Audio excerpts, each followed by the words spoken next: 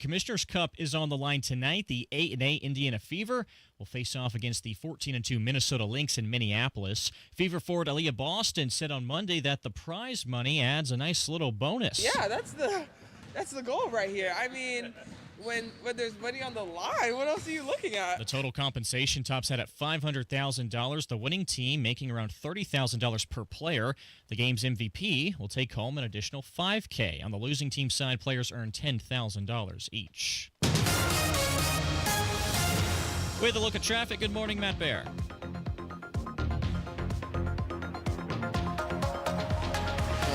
Hello, Jared. Looking at southbound 69. Crash on the exit ramp to southbound 465. And a crash enclosure eastbound 70 going to Keystone Avenue. That ramp's still closed because of a crash and diesel fuel spill.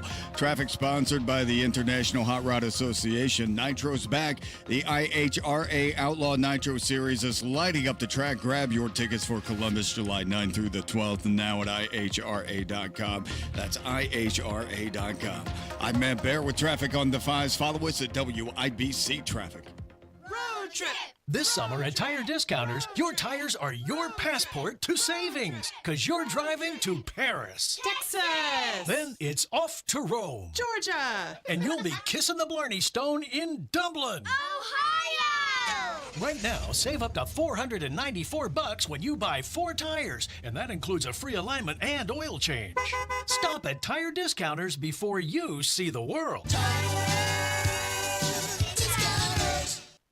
When you're hiring, have you ever felt like you're missing out on meeting great candidates? Well, they're not hard to find when you go to ZipRecruiter. ZipRecruiter helps 10 million people with their job search every day. People who are actively looking for jobs like yours.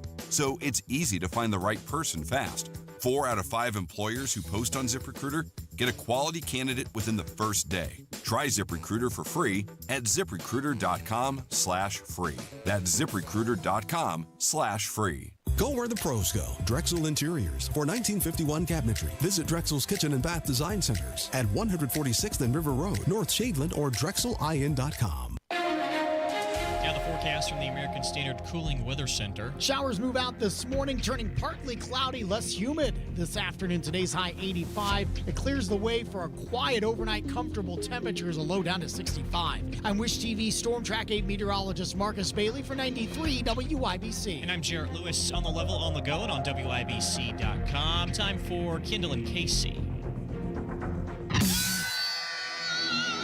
You're listening to Rob Kendall. When we talk about sending money somewhere, we're talking about printing the money because we have no money. And Casey Daniels. My government would never lie to me, would they? On 93 WIBC. You know, it takes a lot, given how poor our government is, for me to see them do anything and go, that's pretty bad even by their standards.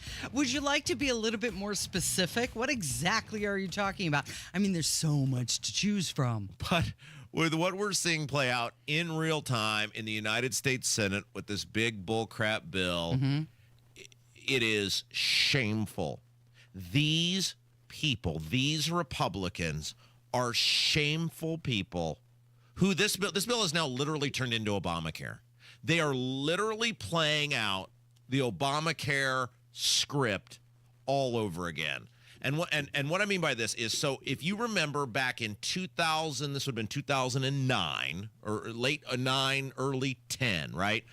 The Democrats used the same mechanism. I think it was early 2010 is when the vote was actually cast, but they were building up, just like the big, beautiful bill for this Obamacare thing. And they used the same mechanism to pass Obamacare that the Republicans are trying to use for the big bullcrap bill, which is this reconciliation where they are able to bypass the 50 vote threshold, right? And so it all comes down in Obamacare to one guy, and that's the senator from Nebraska. Ben Nelson was his name, and Ben Nelson was a Democrat. It's how much the world changed, right? Nebraska actually had a Democrat senator back then, and because he was in he was a blue senator in a state that was rapidly going red, he was on the fence on whether to vote for Obamacare. And they needed his vote to get the thing across the finish line. And so what happened was they went to him and they said, hey, if you are willing to vote for this piece of legislation, we will give Nebraska all sorts of special exemptions that no other state in the union is going to get. And ultimately, that is how they got the final vote for Obamacare to get it done. And the Republicans lost their minds, and the backdoor dealing, and the this, and the that, and the blah, blah, blah.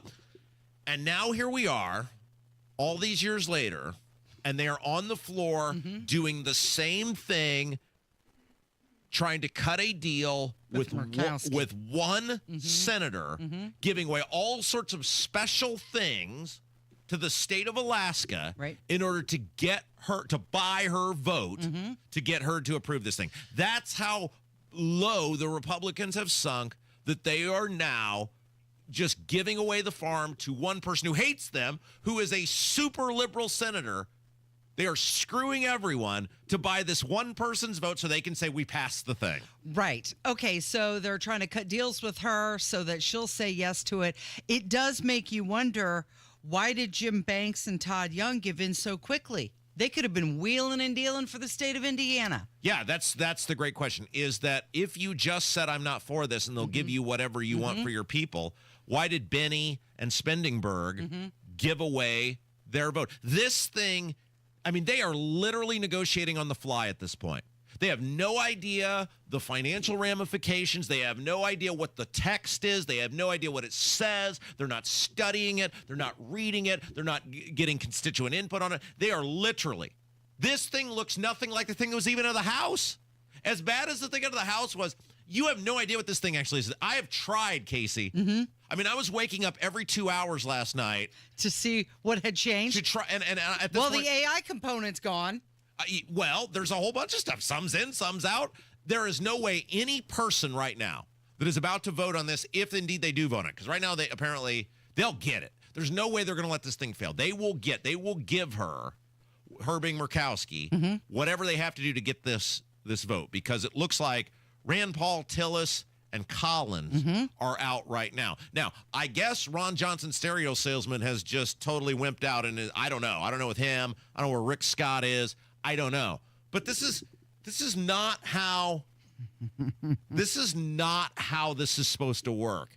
This is not how good government happens. This is not transparent. This is not people putting their best foot forward, putting their minds to things. It is just a bunch of mindless drones doing whatever the party bosses tell them because they're petrified of Donald Trump. They don't even know what they're voting on anymore. So Thune met with Murkowski at 4 a.m., claimed they were just chatting. Do you think they were making good decisions at 4 a.m.? Has anyone ever made a good decision at 4 a.m.? But here's the other part of this that is so maddening, is these idiots on the internet that are shouting about everything but the people that are causing this thing to happen. Yes, so a lot of people are saying, get rid of the parliamentarian. And so I was asking you, because I keep seeing all of these conservative influencers say, get rid of the parliamentarian because she changed the vote requirement to 60 votes from 51. And this is if the Senate fails to remove the Medicaid. Okay, so keep in mind, in the current bill, the best you're going to see is that if a state, this is the best they could do. These are Republicans. The best they could do right now, if you're an able-bodied person and you can figure out how to just properly scheme the system enough, you can get free health care in this country. An able-bodied person, by the way, the whole thing about, I always say, like, if you can walk, there's tons of people who can't walk who go to work each day. That's not even an excuse, right? But right now, the federal government will match the Medicaid, or pay. It's a 90-10 split. The federal government is paying 90% of the Medicaid freight in this country. That is for able-bodied people. That is for illegal immigrants. That is for the whole kit and caboodle.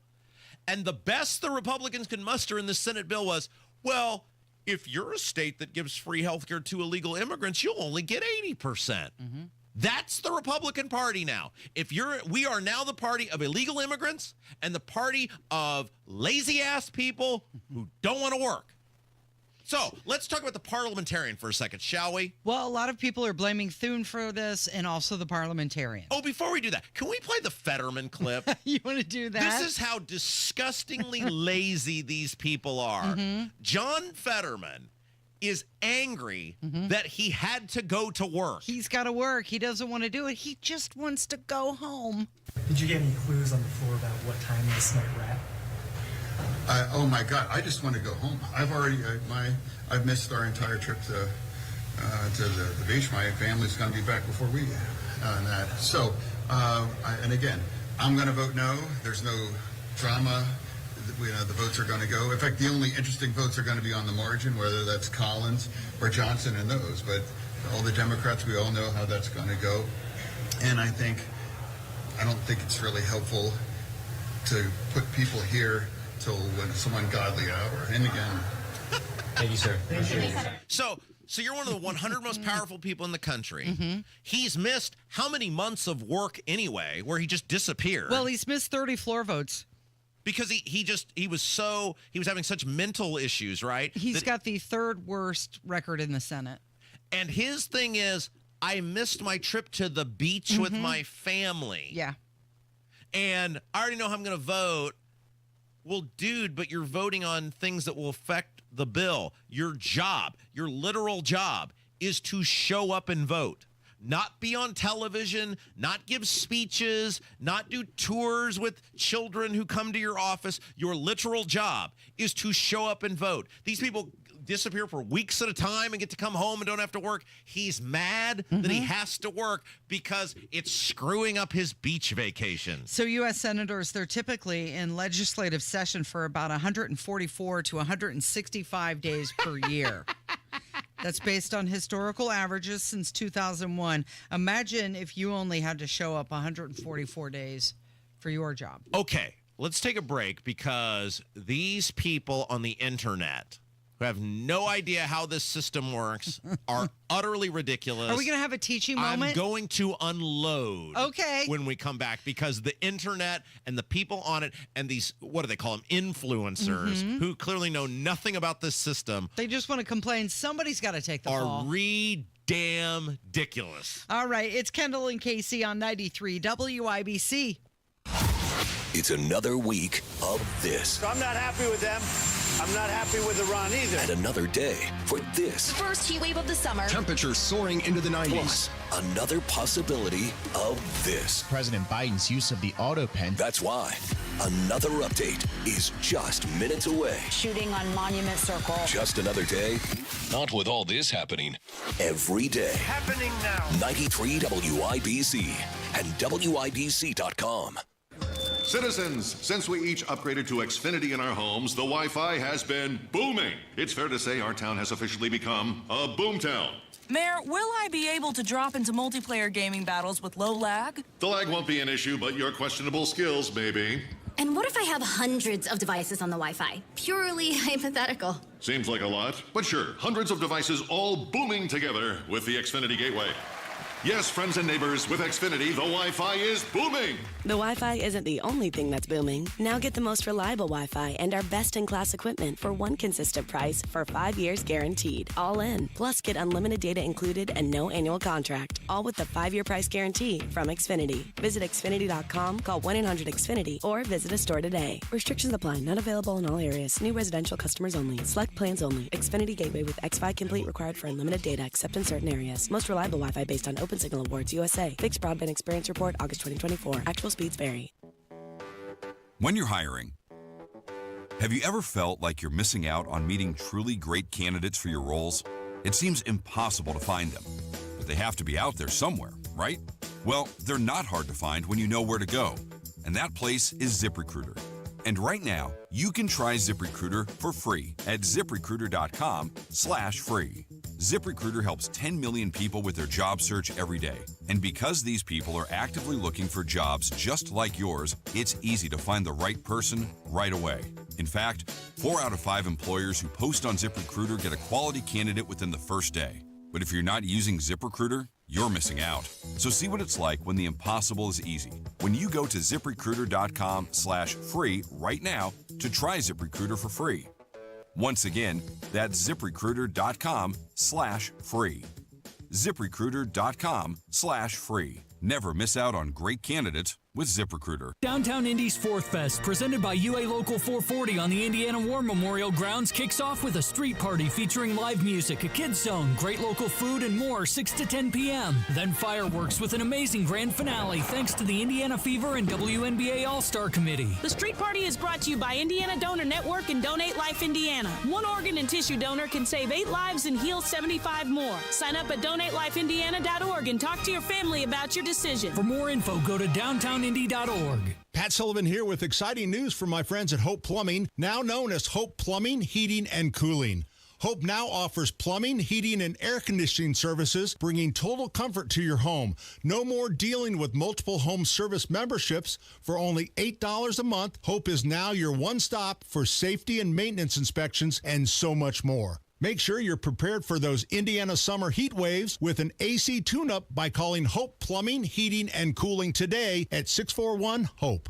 Garage door problems? Call today for service today. Garage Doors of Indianapolis services all makes of garage doors 24 hours a day, 7 days a week. Call today for service today. 875-4577. Call today for service today. Get it fixed right now. Call Garage Doors of Indianapolis at 875-4577 or visit doorstoday.com. In the morning, call 875-4577. Service today. Tune in Saturdays 9 to 1 for the Home and Garden Show for advice and fun. Brought to you by Michaelis. Water, storms, fire, and wet basements. Life happens. Michaelis happens to help you through it. Let's go to the beach, eat, let's go get a wave. They say what they gonna say. Have a drink, clink, found a Bud Light. Bad like me, it's hard to come by. It's John Fetterman's theme song. He wants to go to the beach. I'm going to say some things here, so let's buckle up for this. Okay. The internet is stupid. I mean, the people on the internet are just stupid. And this whole big, beautiful bullcrap bill is ridiculous.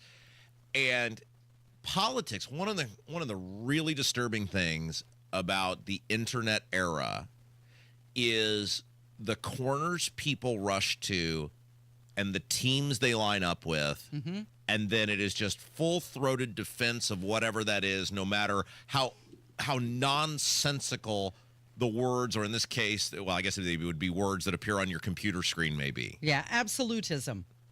This bill is ridiculous. I don't care whether you're Republican or Democrat. I don't care whether you voted for Trump or Harris. Good government, not even good government, decent government, mediocre government does not operate on the fly in this fashion without people reading things, understanding things, without it being scored, without a fiscal impact statement. I mean, none of this is taking place right now. I feel like I am more informed than about 99.9% of the populace, including waking up in the middle of the night and reading the updates. And I currently have no idea what's in and what's out and the actual impact of this. They are all over the map on this. They're constantly trying to get these things in or out. This is ridiculous. Everyone should be outraged at the people voting on this. The outrage should lie in the Republican Party, who has had 6 months to come up with something decent, transparent, that works for Americans. And here we are with them begging on bended knee some uber-liberal senator to vote for something that they don't even know what it is at this point. That's where our government is. But instead of being mad at those people for the crappy way they run our government, for the crappy way they run this country, for the ridiculous clown show that is currently in front of us, instead of being mad at those people, a bunch of people on the internet are mad at some woman with no actual power whatsoever. Yeah, so a lot of the influencers, they've been saying, hope she's ready for the national close-up that Trump is about to give her, fire the parliamentarian. So I asked you, I said, Rob, a lot of these people are calling for her to be fired, and you've been defending her position. So let's talk about that. Okay. So the parliamentarian, as we've said, Elizabeth McDonough is her name. She's been there for 13 years. She was appointed by a Democrat, but the Republicans kept her from the years 2015 through 2020. They had every opportunity to remove the parliamentarian. And apparently she did a good enough job that they kept her in that position the entire time. So these crocodile tears that she's biased or unfair or whatever, most of these senators were there then, they're there now. And by the way, she was the parliamentarian when the Republicans used reconciliation, this exact mechanism, to pass the tax cuts in 2017. And it was all fine then. The parliamentarian is a figurehead. It is a person appointed by the Senate whose job is to tell the senators, based on the rules and precedent that you have set forth, here is how you have said this should be judged. She has no actual power. The senators can do whatever they want to do. She is simply a neutral party that both sides have agreed to, and both sides have agreed to this woman for 13 years, to tell them, here's what your rules say. You decide what to do with the information based on the rules that you have set forth. That's it. That's all this woman is. Okay, so she's saying this is how we've played the game in the past. This is the rules that you guys set forth. I'm telling you what they say. This is what you've done in the past, and you can either abide by it or not. They could fire her in a moment's notice. They could also ignore her in a moment's notice, as Lindsey Graham did earlier in this process when he declared absolute authority about how to score the tax cuts. They've already done this. The Senate, the senators are the problem. But because that would involve ownership, and so many of us in our society don't want to own our team. They don't want to own our vote. They don't want to look at it and go, maybe our side does some things wrong. Maybe we need to call them out. It's just easier to always find some boogeyman versus actually owning the bad guys in the process, which are the lawmakers. So let me read you. This is from the bipartisanpolicy.org, okay? This is the Bipartisan Policy Center. And here is how they describe the parliamentarian, okay? It is important to remember that the scripts and verbal advice provided to senators by the parliamentarian are merely advice, not ruling.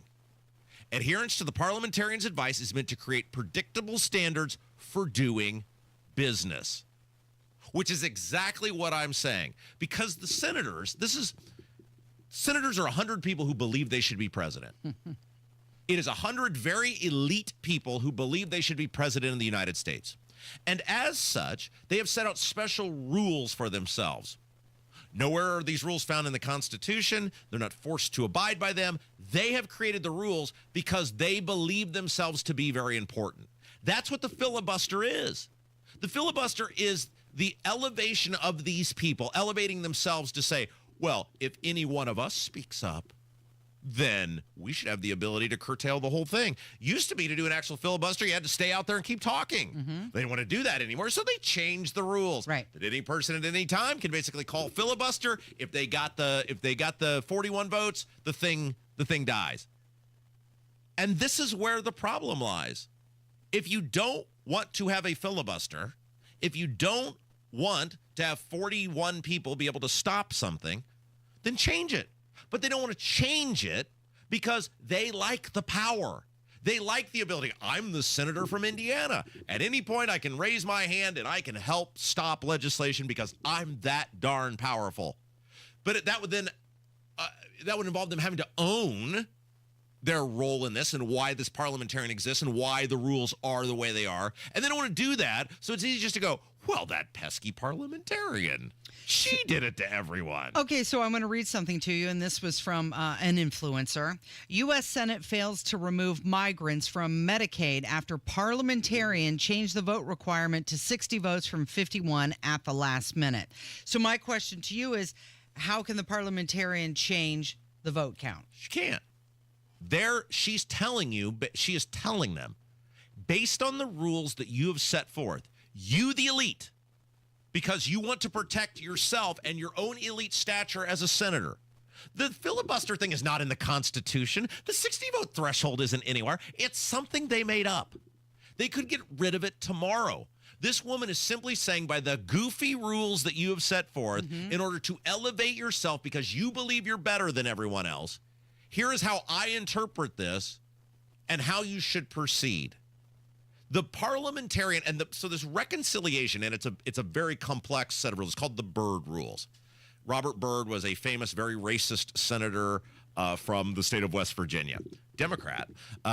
And they came up with, many years ago, a set of rules by which you could bypass the filibuster, simplifying a very complex set of standards for the purpose of terrestrial radio. It has to be germane to specific issues with the budget. So you can only do the filibuster on this specific thing, or bypass the filibuster, the reconciliation, with items related to specific issues with the budget. And so everything that gets objected to, challenged. Yeah. So what'll happen is the Republicans will put something forward. The Democrats will say challenge. They then go to the parliamentarian. Both sides make their case, and then the parliamentarian will say, okay, based on the rules and the precedent of this body that you guys chose. That's right. The two major things she looks at is what do the rules say in terms of the text, and what is the precedent of previous Senates. It's no different than how a judge decides a case, but without the authority. Like a judge says something, it's the rule, it's the law. This woman is a judge without the authority to make you do anything. Rules and precedent, text and precedent. And so the Republicans, these influencers, because heaven forbid we say something bad about Donald Trump. Heaven forbid we say this is a horrible bill with horrible ramifications. They have to blame the parliamentarian. Yeah. She is saying that is not germane to the budget, and because of that, now you have to get 60 votes. Yes. Based on your own rules, senators. Get rid of her if you don't like it. Get rid of the rules if you don't like it. I don't care. But what I am so sick of is these people looking for this scapegoat in this woman who is simply doing her job, which is simply to look at the rules of the Senate as you people have set it up and tell you this is my opinion based on what you people have said you want the rules to be. It is Kendall Casey. It's 93 WIBC. Join Mark Patrick seminars and lose the weight guaranteed. Early bird special only $49.99. Hypnosis to destroy unwanted cravings. Also, stop smoking with Mark Patrick. Destroy your desire to smoke without cravings, irritability, weight gain, or your money back. Seminars July 31st at the Holiday Inn Express and Suites in Noblesville. Weight loss seminar 5:30 p.m. Stop smoking seminar 8 p.m. And Saturday, August 2nd at the Holiday Inn Indianapolis Airport. Weight loss seminar 11 a.m. Stop smoking seminar 2 p.m. Register at markpatrickseminars.com. 93 WIBC Mobile News. On the level, on the go. He's remaining optimistic. It's cloudy, 73 in downtown Indy. Your high today, 86. I'm Jarrett Lewis. Here's what's trending at 9:31. President Trump still confident the Senate will advance his mega tax cut and budget bill today. Senate Republicans work through the night and into the morning as leadership continues trying to cobble together at least 50 votes for the one big, beautiful bill. Trying to get a lot for everybody, and it's a big bill. And smaller bills would have been easy, but they wouldn't have been as good. I think it's going to do okay. President Trump speaking with reporters ahead of a flight to Florida. The legislation would extend tax cuts passed during the president's first term, boost spending for border enforcement, and cut spending on Medicaid and federal nutrition programs. At the White House, Jared Halpern, Fox News. As the Senate debate continues on President Trump's so-called big, beautiful bill, Elon Musk continues his criticism over what he calls insufficient spending cuts in the bill. Musk posting on his platform X Monday that Americans live in a one-party country and says that if the bill passes, a new America party will be formed. He's upset that he's losing his EV mandate, and he's very upset about things, but he could lose a lot more than that. I can tell you right now. Hey, Elon can lose a lot more than that. President Trump reacting to that new criticism from Musk. The president was also asked if he will deport Elon, responding, "We'll have to take a look." Attorneys for Brian Kohberger, the man charged with murdering 4 University of Idaho students, say he'll plead guilty in an effort to avoid the death penalty. The murder is happening at an off-campus house in Moscow, Idaho, back in 2022. Your opening bell report on 93 WIBC brought to you by Absolute Wealth Management. As we enter the second half of 2025, stocks slipping slightly. The Dow down 50 points, 44,094. The S&P 500 also down 20 points, 6,204. The NASDAQ is in the red, 96 points, down to 22,679. I'm Jarrett Lewis on The Level, on the go, and on WIBC.com. Here's a real-life story that affects 50% of all of us out there. It's called divorce. If you've gotten divorced and now you're struggling to pay your bills and your credit card debts are completely out of control, you need to call this special debt relief hotline right now. We help people with all kinds of money problems caused by different life challenges, a divorce, a job loss, even heavy medical bills. All these life events can sometimes financially stress you out and cause you to get out of control. We help people get their lives back by showing them ways to consolidate and reduce their debt, in some cases for a fraction of what they owe. If your credit card balances are more than $10,000, call us and learn how to reduce your credit card bills and monthly payments now. Here's our number. Paid for by Debt.com. Call now at 800-810-1820. 800-810-1820. 800-810-1820. That's 800-810-1820. Just like fireworks light up a celebration, the stunning selection from PA Jewelers adds brilliance to every moment. With prices up to 70% lower than traditional stores, they offer an unbeatable selection of watches, fine jewelry, custom designs, and estate pieces. Each item is individually inspected, professionally cleaned, and sold for lasting wear. Celebrate freedom, beauty, and a little extra shine this Independence Day. Browse their expanded selection at PA Jewelers at the Farmhouse in Brownsburg. Find them online at PAJewelers.jewelry. When you're hiring, have you ever felt like you're missing out on meeting great candidates? Well, they're not hard to find when you go to ZipRecruiter. ZipRecruiter helps 10 million people with their job search every day. People who are actively looking for jobs like yours. So it's easy to find the right person fast. 4 out of 5 employers who post on ZipRecruiter get a quality candidate within the first day. Try ZipRecruiter for free at ZipRecruiter.com/free. That's ZipRecruiter.com/free. A diagnosis of Alzheimer's can make it a struggle to communicate with loved ones. This is Tina McIntosh, president of Joy's House and co-host of the Caregiver Crossing radio program. In a moment, I've got a tip which often helps that will be music to your ears. Don't go away. Cardon & Associates provides residents with the best senior living options and personalized service. Visit cardon.us to find a community near you. A growing number of studies show the power of music's role in those living with Alzheimer's. The next time a loved one seems to be tuned out, gently place headphones on them or simply turn on one of their favorite songs. Watch their eyes light up, and don't be surprised if they sing along or start chatting about the tune. More tips like this are available anytime at caregivercrossingradio.org. With new weekly content created by Joy's House and distributed in partnership with Network Indiana, we're an on-air and online support group for Hoosier family caregivers. Hear conversations with experts, access a library of online education, and more at caregivercrossingradio.org. Attention. If you suffer from consistent pain in your joints caused by arthritis, overuse, or injury, you may be a candidate for a revolutionary therapy that could revitalize damaged tissue. This approach can provide long-lasting relief from pain in your knees, shoulders, hips, and other joints with no surgery, no drugs, and no downtime. To find out if you're a viable candidate, you may request a free consultation from QC Kinetics by calling 463-251-1912. Instead of masking the symptoms, it goes to the root of the problem to resolve it at its source. Already used by thousands of satisfied patients nationwide, this joint pain therapy is available right now to the public, but only for qualified candidates. Again, to find out if you're a viable candidate for this therapy, you may request a free consultation by calling QC Kinetics at 463-251-1912. That's 463-251-1912. You're listening to the Kendall and Casey Show on 93 WIBC. Casey, you can rest easy. What's that? Why? Eric Holcomb is living the good life. Oh, We haven't talked about him in a while. Old High Tax is back in the news, and he is living the sweet life out in the greater.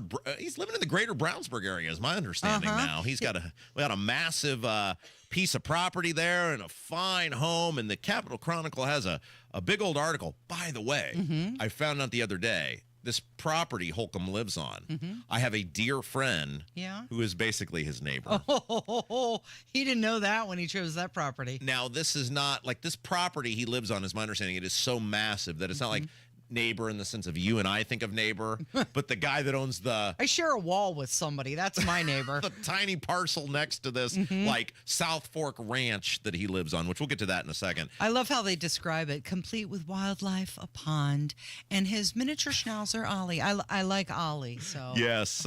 Yes, he's so this little butt sniffer, well, he's not a little butt sniffer, he's a giant. This giant butt sniffer who, think about this.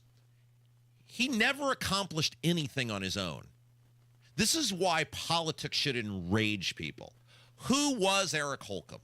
Eric Holcomb was a guy who on multiple occasions tried to stand on his own 2 feet. He ran for State House, failed, ran for U.S. Senate, failed, and yet somehow, despite accomplishing nothing on his own, ended up 8 years as governor of the state of Indiana. This is true. And now he has a barn. He is uber wealthy. Now, it's my understanding his wife had some sort of money, came from money, whatever. But how is it possible? Can you think of any other profession where you could fail repeatedly and yet still end up getting elevated? The most powerful, rich, successful amongst us, when the judges, the customer kept saying, no, we don't want that. Multiple times, Eric Holcomb said, please judge me, society. And they said, no, we don't want that. And yet, in the same year, a guy went from dead last in a U.S. Senate race, completely out of money. I know, Case, I was there. I was working for one of the campaigns. I remember how we used to laugh at how pathetic the Holcomb campaign was. And in the same year, the guy somehow ended up with no accomplishments whatsoever. His whole life was a professional butt sniffer. He was Daniel's butt sniffer. He was Dan Coates' butt sniffer. And somehow he ended up governor in the same year. Well, lucky for you, he has signed an exclusive speaking deal and will begin a professional speaking tour in earnest next year. He's also working on a second book. Oh. You know, he had a photographic memoir of his time as governor, but now he's working on this second book. Topics will include COVID-19, how to shut down a state, economic development, how to bloat a quasi-government agency, and also international partnerships, how to travel on the taxpayer's dime. Forward by Malik Muhammad. Domestic terrorist. But right. I mean, so think again, another example. This guy destroyed there's a good chance this guy destroyed your existence. He shut down society. He put businesses out of work. He tried to put you in jail for not wearing a mask. Many people lost their jobs because of him and never got them back. Many people closed their businesses because of him and never got them back. People's lives were ruined.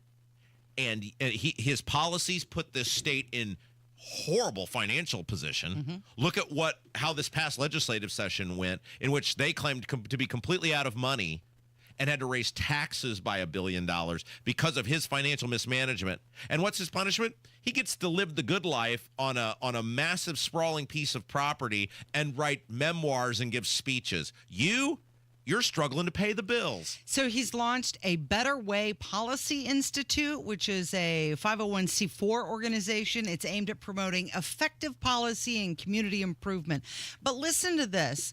It says he and his wife enjoy a slower pace of life, with Holcomb embracing everyday tasks like tractor shopping and septic maintenance. Septic maintenance. Have you ever had to replace a septic system? You know, Case, I can honestly say, because I've lived within a 3-mile geographical area my entire life, I've never not been on a public utility. Well, I hope you don't ever have to do that, because it's a very expensive proposition to have to do. But, you know, good for him. He can cover that cost. Well, wait a second. Well, I say public utility, a utility, because at one point, it's only a public utility if it's owned by the government, right? because at one point I was on a utility, but it wasn't owned by the government. So the vast majority of my life, I've always been on a water sewer service, the vast majority of it on a public utility. There. I don't want to ever be deemed as, being dishonest or whatever. This guy is gross. He's a rotten, scummy dude. He's screwed millions of people over. He's everything that's wrong with politics, that there was no punishment for the lies that this guy told, the behavior, the way in which he got off on lording over people. And he didn't take any of it serious based on his little maskless photo that he made. Remember that? Mm-hmm. He finger wags at society and puts all these edicts down on you, and then within hours he goes to his taxpayer-funded cabin down there in Brown County and takes that photo, that maskless photo with those people. This guy, he it reminds me a lot of what Gretchen Whitmer did in Michigan. Yeah, it's all these people. Same thing, finger wagging everybody, and then her husband is out moving his boat, and that's someone officially from the Democrat Party. And one of the other things that Holcomb did was usher in a new era of crony capitalism that is going to screw taxpayers over for years and years. And that leads me to my next topic, Casey. Yeah. There is an editorial in the Indy Star about how much each job in these data centers is costing you, the taxpayer. We'll get to that next on 93 WIBC. Hammer and Nigel show, 3 o'clock this afternoon. Independence Week continues. Jeff Boggs will join us, and the biggest stories in Indy. 93 WIBC. Guys, Hammer and Nigel here. Don't live with tiredness and low energy. Get your life back with testosterone therapy at Low T Center. Take the test, get fast results, and start TRT with Indianapolis' leading experts in men's health. Now it's easier than ever with the new Synergen X Health app, an innovation in healthcare technology you won't find anywhere else. Download right now or book an appointment while the test is still free at fixmylowt.com. fixmylowt.com. Summertime's here, so get a hot summertime deal at Tom Roush Lincoln. Get Lincoln's employee pricing on most all new Lincolns. Get up to $20,000 off select 2024 Navigators. Up to $8,000 off select 2024 Lincoln Nautilus. Come and see why the Roush family has served the community for over 53 years at Tom Roush Lincoln. Navigator MSRP 105-195. Nautilus MSRP 60-195. 2025 Navigators excluded from employee pricing. Subject to credit approval. See dealer for complete offer details. Looking for a cozy spot to relax, work, or grab your coffee to go? LC Coffee House in Noblesville, Indiana has you covered. Try our indulgent affogato, a sweet blend of espresso and ice cream. Or sample our coffee flights to discover your perfect brew. In a rush, our drive-thru is ready to serve you fast and fresh. Need a space to collaborate? We offer meeting rooms perfect for co-working. Whether you're grabbing a quick drink or spending the day with us, LC Coffee House is the place to be. Trump country is booming. We're building, hiring, and winning in Indiana because energy tax credits put America first, bringing manufacturing jobs home and creating a stronger middle class. Jobs and factories will come roaring back into our country. More production at home will mean stronger competition and lower prices for consumers. And America's comeback depends on American energy. Senator Young, keep what works. Don't repeal energy tax credits. Paid for by Built for America. Road trip! This summer at Tire Discounters, your tires are your passport to savings, because you're driving to Paris. Texas! Then it's off to Rome. Georgia! And you'll be kissing the Blarney Stone in Dublin. Ohio! Right now, save up to $494 when you buy 4 tires, and that includes a free alignment and oil change. Stop at Tire Discounters before you see the world. Hey, listen to this. All I needed was a new starter. Got a great deal on eBay. Did it myself. Yeah, that's cool. But how about the soft purr of an upgraded exhaust when it fits just right? For me, it's the little things, like these new windshield wipers from eBay I installed. From small fixes to big upgrades, eBay has all the parts you need at prices you'll love, guaranteed to fit every time. eBay, things people love. Eligible items only. Exclusions apply. The countdown is on. The golf outing powered by Franciscan Health is coming up fast Thursday, August 7th at the Legends Golf Club in Franklin. Grab your crew for a day of fairway fun. Don't wait. Lock in your spot now at 1075thefan.com. You know, Casey, I love it when somebody does all the work for me. Is somebody doing all the work for you? Well, especially when it's math. And there's a new article out, or editorial out, in Indy Star by Evan McMahon, who is the head of the Libertarian Party in Indiana, about how much these data centers are costing Hoosiers per job.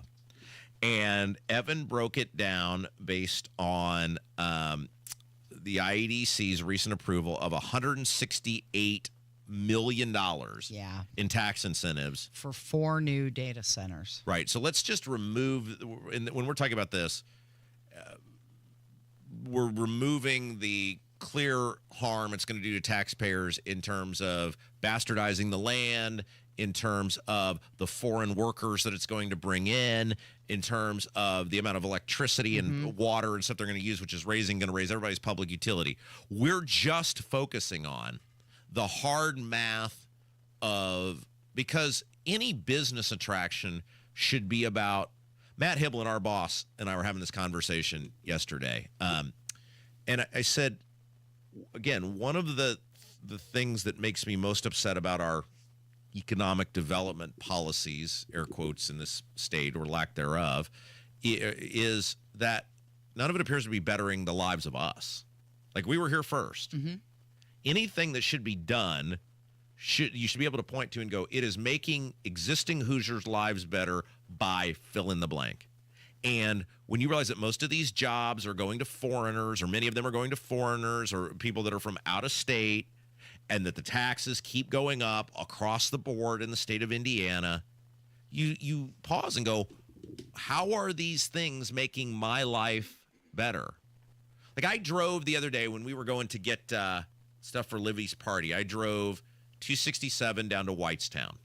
And once you get out of the town of Brownsburg, there is still a stretch between Brownsburg and Whitestown in which the land still looks largely as it did when I was a boy.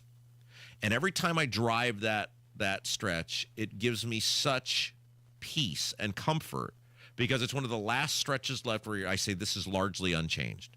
And it's good, and it's decent, and it's wholesome. And I will look at this and go, what was wrong with this?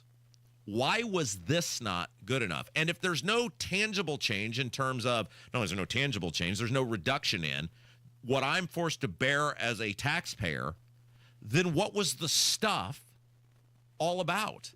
And so Evan McMahon broke down that when you take $168 million in tax incentives, and they're subsidizing the jobs of 180 people. That's all. You add the 4 data centers up. This is one of the things we talked about. The data centers do not create jobs.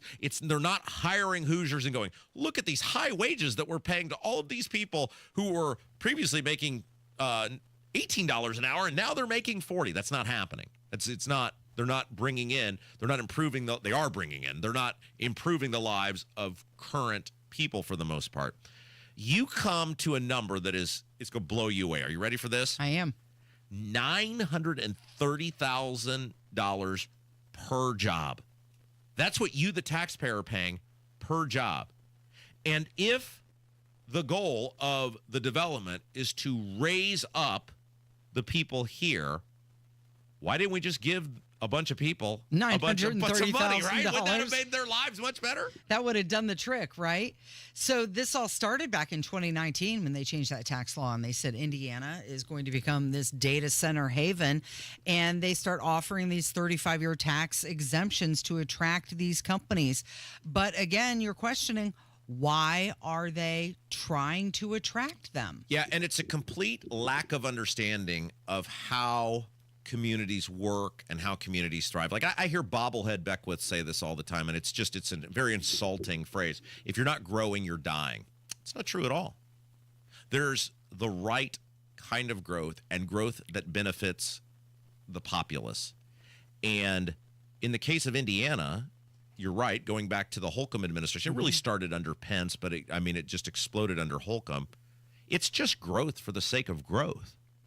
It's not growth that fits communities. It's not growth that appeals to heritage. It's not growth that pays homage to the people who came before or the people who were still there or the people who moved to communities for a specific reason. There is good growth, and we don't get much of it in central Indiana. You know, there's one other point that I don't think we've mentioned when it comes to these data centers is that taxpayers are also footing the bill for the infrastructure like roads. Sure, absolutely.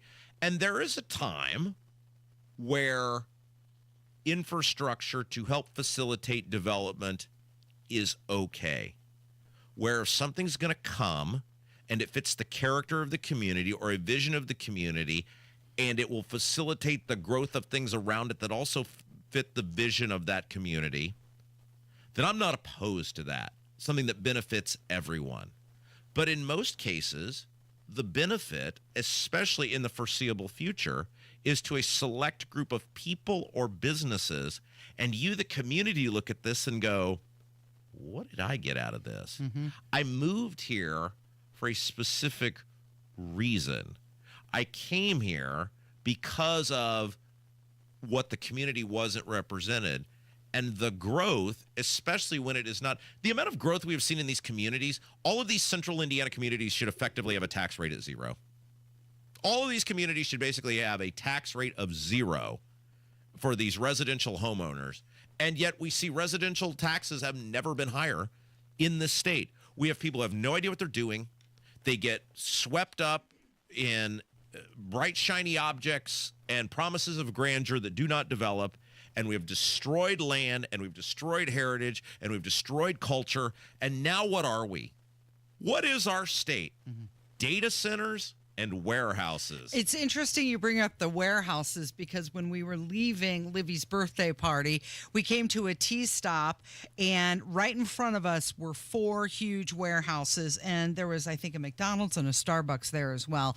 And I looked over at the sign, and it was named like the Brownsburg Logistics Park. That's right.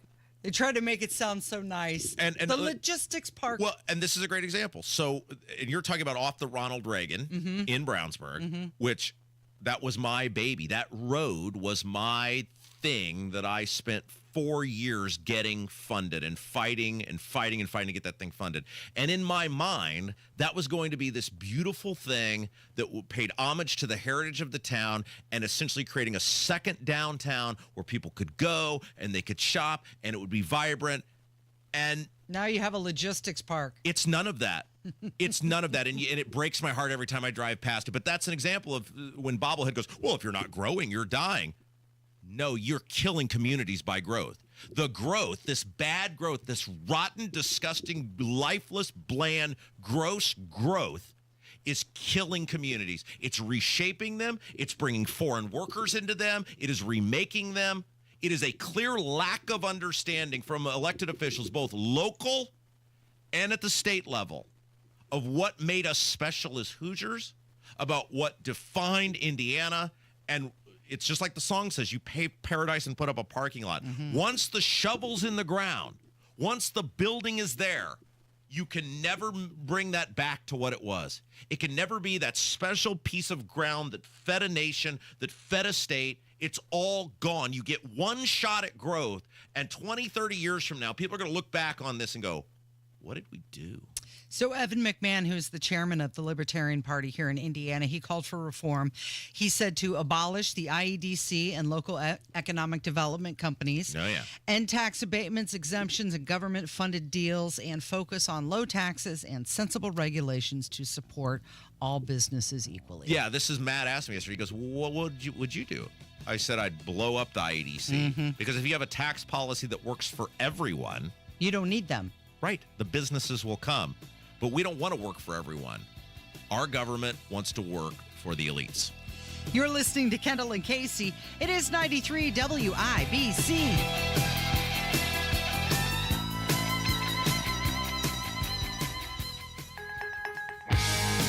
Without an Advent clinic nearby, people suffering needlessly from chronic nasal congestion and sinus infections would be stuck with either Band-Aid or sledgehammer solutions. Band-Aids are pills or nasal sprays, and they're not true solutions. Surgery is a sledgehammer, and that's what we're trying to avoid. Because most people don't need surgery for nose and sinus issues, nor do they want a 14-day recovery. Our unique Advent approach can, in 20 minutes in our office, open your blocked nose for good, with only 1-day recovery. I'm Advent founder Dr. Kandula. Outside of Advent's four walls, invasive surgery is what they'll recommend. But here, you will find effective and convenient in-office solutions to help you stop the need for Band-Aids and avoid the sledgehammer. Go to adventknows.com to schedule your appointment, because Advent knows when you breathe well, you live better.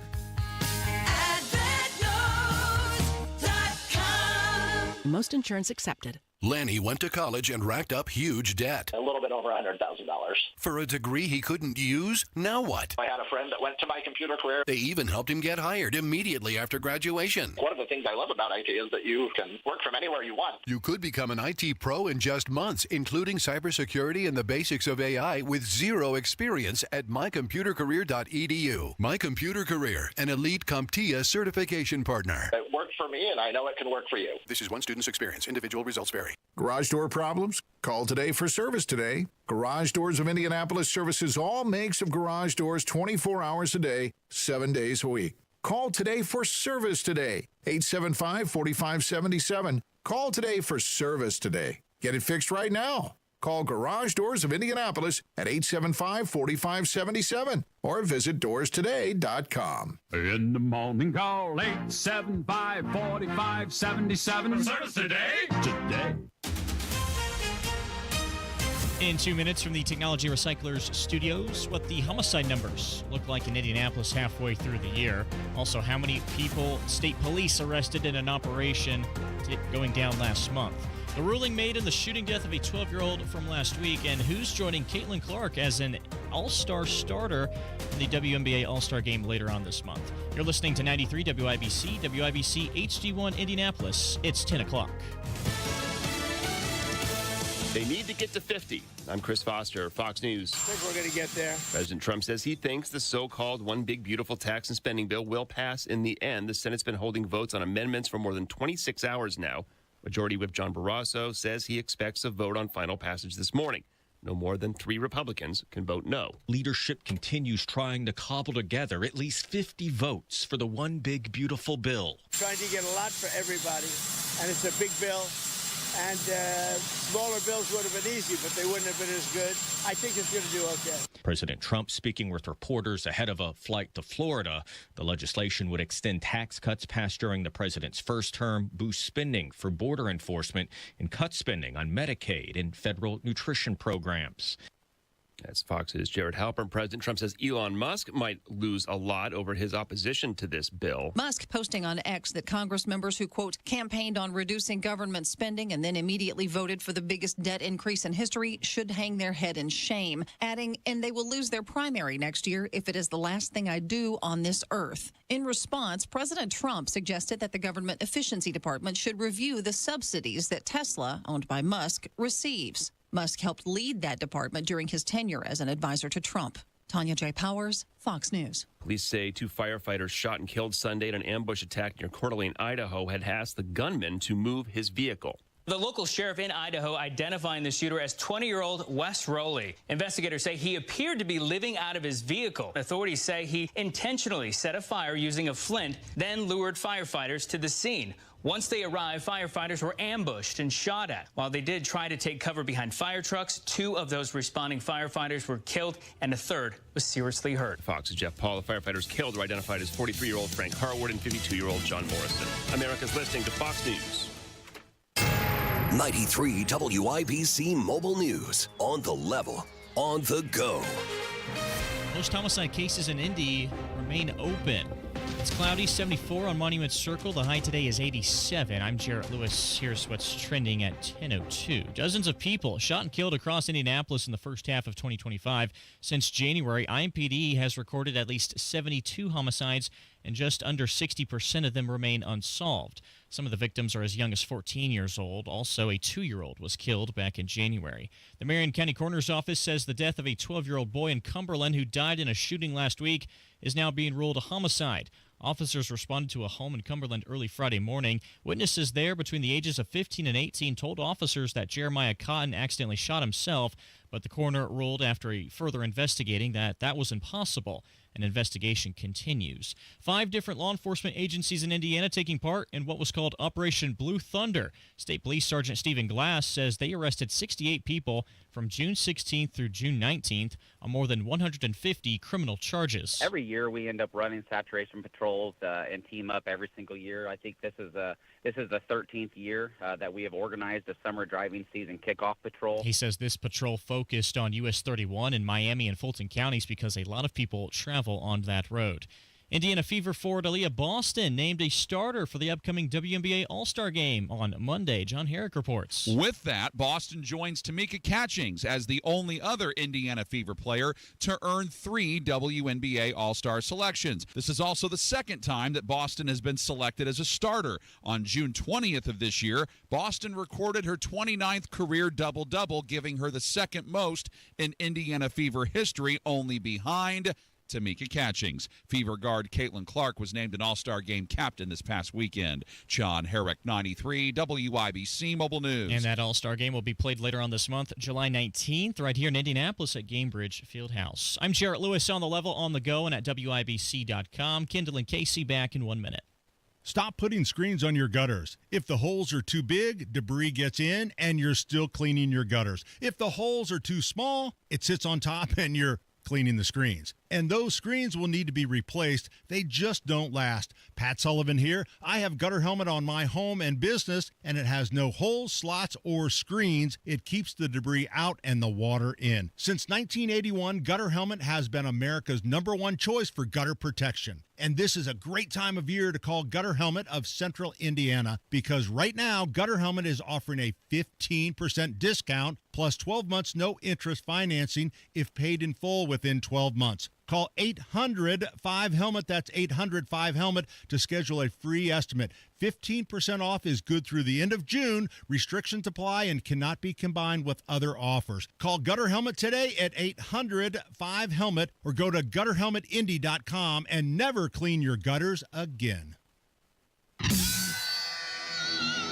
You're listening to Rob Kendall. When we talk about sending money somewhere, we're talking about printing the money because we have no money. And Casey Daniels. My government would never lie to me, would they? On 93 WIBC. You know, one of the problems when it comes to fixing violence in this city is there are too many people who would have to be a part of the equation to make that work today. Yeah. It does seem like we're missing something. And I don't know what it is. When you think about like property taxes, who was the voice of that? Who picked up that mantle and was really active with it? Who was it, Casey? It was you. Oh! It was Rob Kendall. Well, thank you. And aside from... It's so nice to be noticed. Thank you for that. Aside from Rick Snyder, who wants to do the activism that's required to get things under control? Well, okay, and so obviously we're mentioning this because once again, violence is totally out of control in the city of Indianapolis. There have been multiple shootings, stabbings, homicides. Someone shot or stabbed every 3.5 hours. Par for the course, especially over the past week, several days. And, you know, it got us thinking, or got Casey said you want to do this segment. So it got me thinking about how once upon a time, we didn't solve violence in the city of Indianapolis, but not all that long ago, we certainly got it under control. And it's amazing. I can remember in the mid 2010s, right? So this must have been 2011, 2012, where there was like 100 was the number. If you had 100 homicides, you were like, wow, that seems really high. And now you would let off fireworks, you would rent a mariachi band, you would throw a parade in the street if you had 100 homicides for the year, because you're usually doing 200. Double that. And so one of the problems with curbing violence in the city of Indianapolis is there are too many people. If you look at how it was curbed, 15, 20 years ago, there's too many people who have to be involved in that equation. And given the people who have to be involved in the equation, there's not the political willpower amongst those people to make it happen. Mm-hmm. And a big part of that is the change in the city, where 15 or 20 years ago, while technically it leaned blue, Indianapolis was still largely a toss-up. We saw the election of Greg Ballard. We saw Carl Brizzi when he was elected prosecutor. We would see at times Republicans running the show with the city council. And because of the flight, no offense, by anybody with common sense out of this city, for the most part. And look, I get there are people like Hammer who have said, you got bamboozled into living here. I don't blame you. But people like Hammer have just said, this is my home and I'm not leaving. And I'm not judging those people. Trust me, I get it. Someplace being your home and you're not leaving. But for the most part, people who don't have some great tie to the city have gone somewhere else. Yeah. You only have the people who condone the stuff and believe in the psychotic behavior left running the show. And so let's take a look at what happened, 15, 20 years ago, which is you had a guy get elected prosecutor in Carl Brizzi. And Carl is no longer with us, and I don't mean to speak ill of the dead, but I think everybody knows Carl sometimes allegedly played a little fast and loose with some of the rules, right? And he was under investigation for a variety of things, etc. However, when it came to dealing with violent crime, everybody knew Carl Brizzi was not screwing around. Carl was phenomenal on making sure that violent offenders were dealt with, were put behind bars, and they stayed there. And when you coupled that with the two mayors that he worked with, because I think he was prosecutor from 03 to 10, you had Bart Peterson, who at the time, it's so funny because we're like, oh, Bart Peterson, what a lefty. He's so blah, blah. Bart Peterson looks like the reincarnation of Reagan compared to what we've got in there today. Bart Peterson, and then certainly Greg Ballard. You had a willing alliance of people who, through a variety of means, I mean, they were literally during large events, this is how on it they were. During large-scale events like Black Expo or whatever, they would go find criminals and say, we're going to be watching you for the next 2 days. So if I were you, I'd be leaving. What a great idea to steal a line from Animal House. Bill Benjamin, who was a law enforcement officer, told these stories quite a bit about how they knew. Abdul will tell them more articulately than I can because he was covering the city at the time. That's how on it they were. That's how serious they took violence in the city of Indianapolis and dealing with violent offenders. And you also had judges that were more willing to take it serious and throw the book at these people as well. So it's the alliance of people that are simply never going to exist in this city again, which is a mayor, a prosecutor, and judges who were willing to say, this is our top priority, this is the top issue, and we will not rest until it's under control. And that just doesn't exist anymore. Well, and to your point, Rick Snyder says that the rising violence is because of the failing criminal justice system, lacks consequences for these violent offenders. And he says they no longer fear the punishment due to the lenient and ineffective enforcement. And WIBC did an update, and they actually spoke with Rick Snyder. President of Indianapolis FOP, Rick Snyder, says it averaged out to a person shot or stabbed every few hours, with a killing every 10 hours. So what we see is violence continues to surge and spin up through the summer. But really what we've been making clear is it is a clear indication of the lack of accountability that's occurring in our criminal justice system and violent offenders having no fear of consequences. A triple shooting killed 2 people on Indy's east side and left another person in really bad shape near 42nd and Midhofer. 2 more people found dead on the west side of Indy Sunday near West 43rd and Cornelius Avenue. If you witness anything... So think about what that newscast, I'm glad you played it in its entirety, because think about just the ho-hum way in which we talk about it anymore. And I'm not blaming the news guys. I'm saying it's not this earth-shattering thing because it happens so often. That's amazing that you said that, because the dude and I were having this conversation last night. we live in Indianapolis. I do know. And we joke that we play gunshot or firework. And we really shouldn't joke about it because it's super serious and at times super scary. And he said at one point, I don't notice the level any higher than the previous 3 years that we've been here. I don't notice it being any higher than the previous 3 years.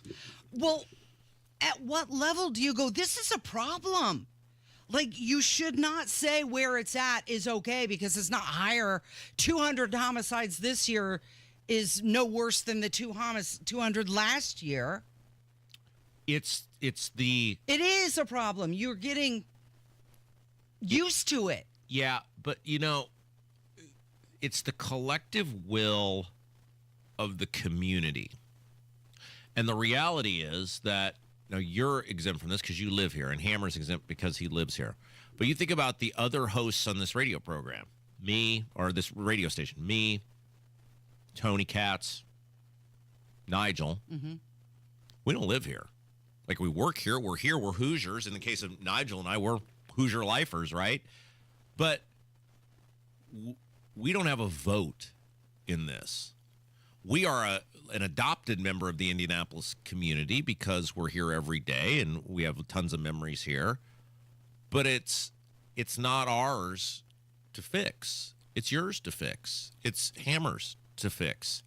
And there is clearly not the political will amongst the voters, which is how politicians respond, to put together a coalition that will make the changes necessary. And a big part of it is how inept the Republican Party in this county has become.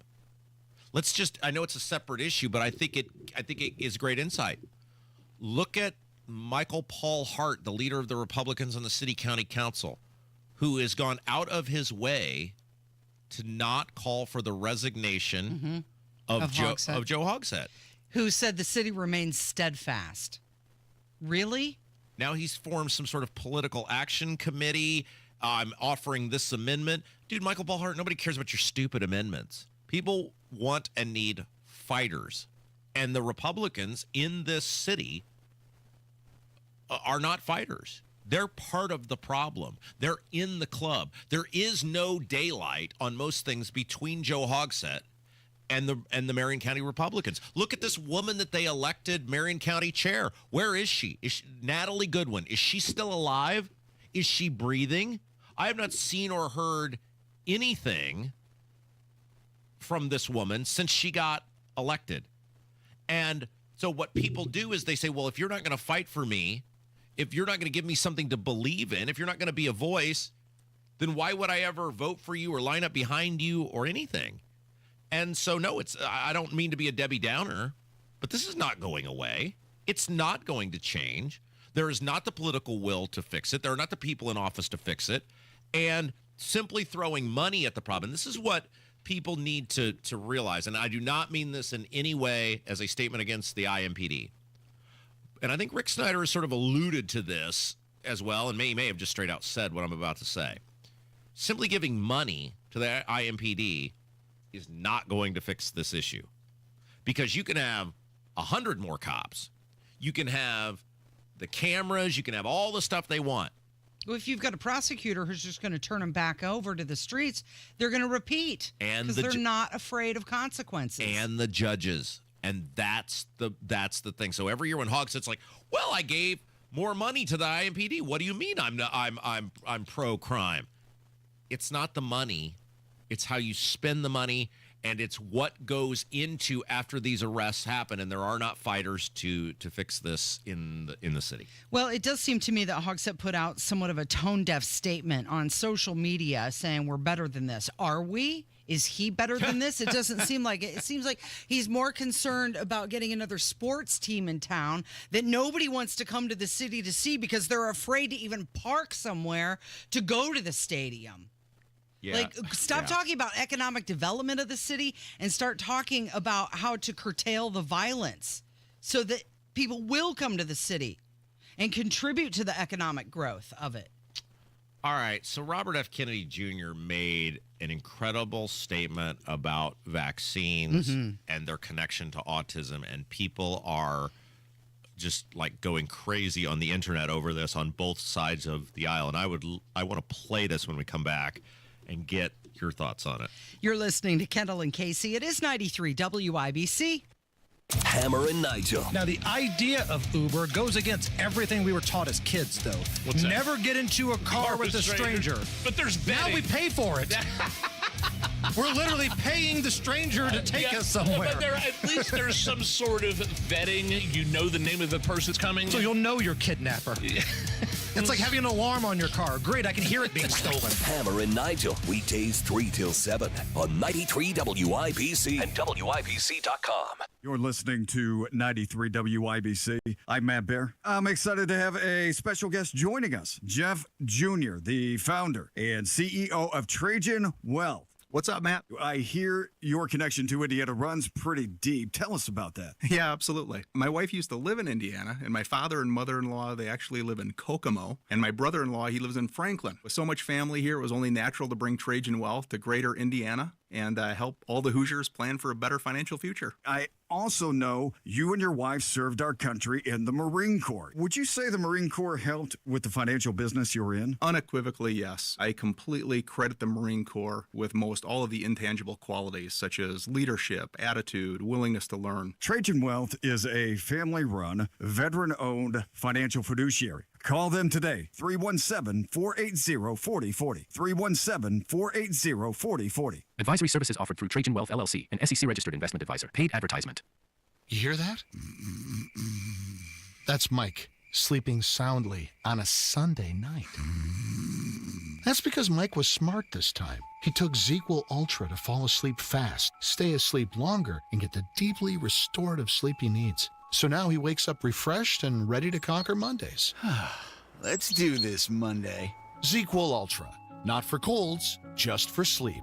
Really great sleep. Use as directed. Keep out of reach of children. Go where the pros go. Drexel Interiors for 1951 cabinetry. Visit Drexel's Kitchen and Bath Design Centers at 146th and River Road, North Shadeland, or DrexelIN.com. Okay, so Robert F. Kennedy Jr. made a statement on autism and what he believes are their connection to vaccines, specifically the hepatitis vaccine, Hep B, right? Yeah. And the internet, I mean, it is just dominating discussion on the internet right now. It was with Tucker Carlson, right? Yes. Okay. Why don't we play it and then we'll dive into it. Okay. What you would do if you wanted to find the answer, which is to compare outcomes in a fully vaccinated group to health outcomes in an unvaccinated group. And CDC did that study in 1999. They brought in a team of scientists under a Belgian researcher named Thomas Verstraeten, and they looked at the data. They looked at children who had received the hepatitis vaccine within the first 30 days of life, and compared those children to children who had received the vaccine later or not at all. And they found an 135% elevated risk of autism among the vaccinated children. And it shocked them. They kept the study secret, and then they manipulated it through 5 different iterations to try to bury the link. And, you know, we know how they did it. They got rid of all the older children, essentially, and just had younger children who were too young to be diagnosed. And they stratified the data, and they did a lot of other tricks. And all of those studies were the subject of that kind of trickery. Okay, so this was interesting to me because one of our sponsors for State House Happenings, which hear Sundays here on WIBC and via podcast, is Damar Services. And their mission is that they help people live more productive lives who've been diagnosed with autism. And we need to get Jim Dalton, who runs Damar, back on the show to talk about this, because one of the things I think that we've had conversation about is, are there more people with autism now than there used to be? or are we just better at diagnosing it? And there's also a huge, they call it the spectrum, right? There's a huge spectrum of people who may technically have autism. And one of the things about Damar is that they help people on all levels. Like the guy who may just have trouble focusing while he tries to pay his bills requires a lot less help than some person who can't dress themselves. Correct. And because we're so good at diagnosing things now, I think there's so many things we don't have a handle on in society as it relates to autism. And until we kind of come to some sort of consensus on are there really more people with autism, or are we just better at diagnosing it, I think it makes it hard to have the public discussion on what to do about it. Well, there's also more awareness about it now than there ever was before. You're right. And in the case of Robert F. Kennedy Jr., look, I know some people get outraged when he makes these statements or says these things. First of all, it doesn't make you anti-vaccine. Like, so with my kid, and you know this as a parent, all you can do, you never know what your parents went through raising you until you have had kids of your own.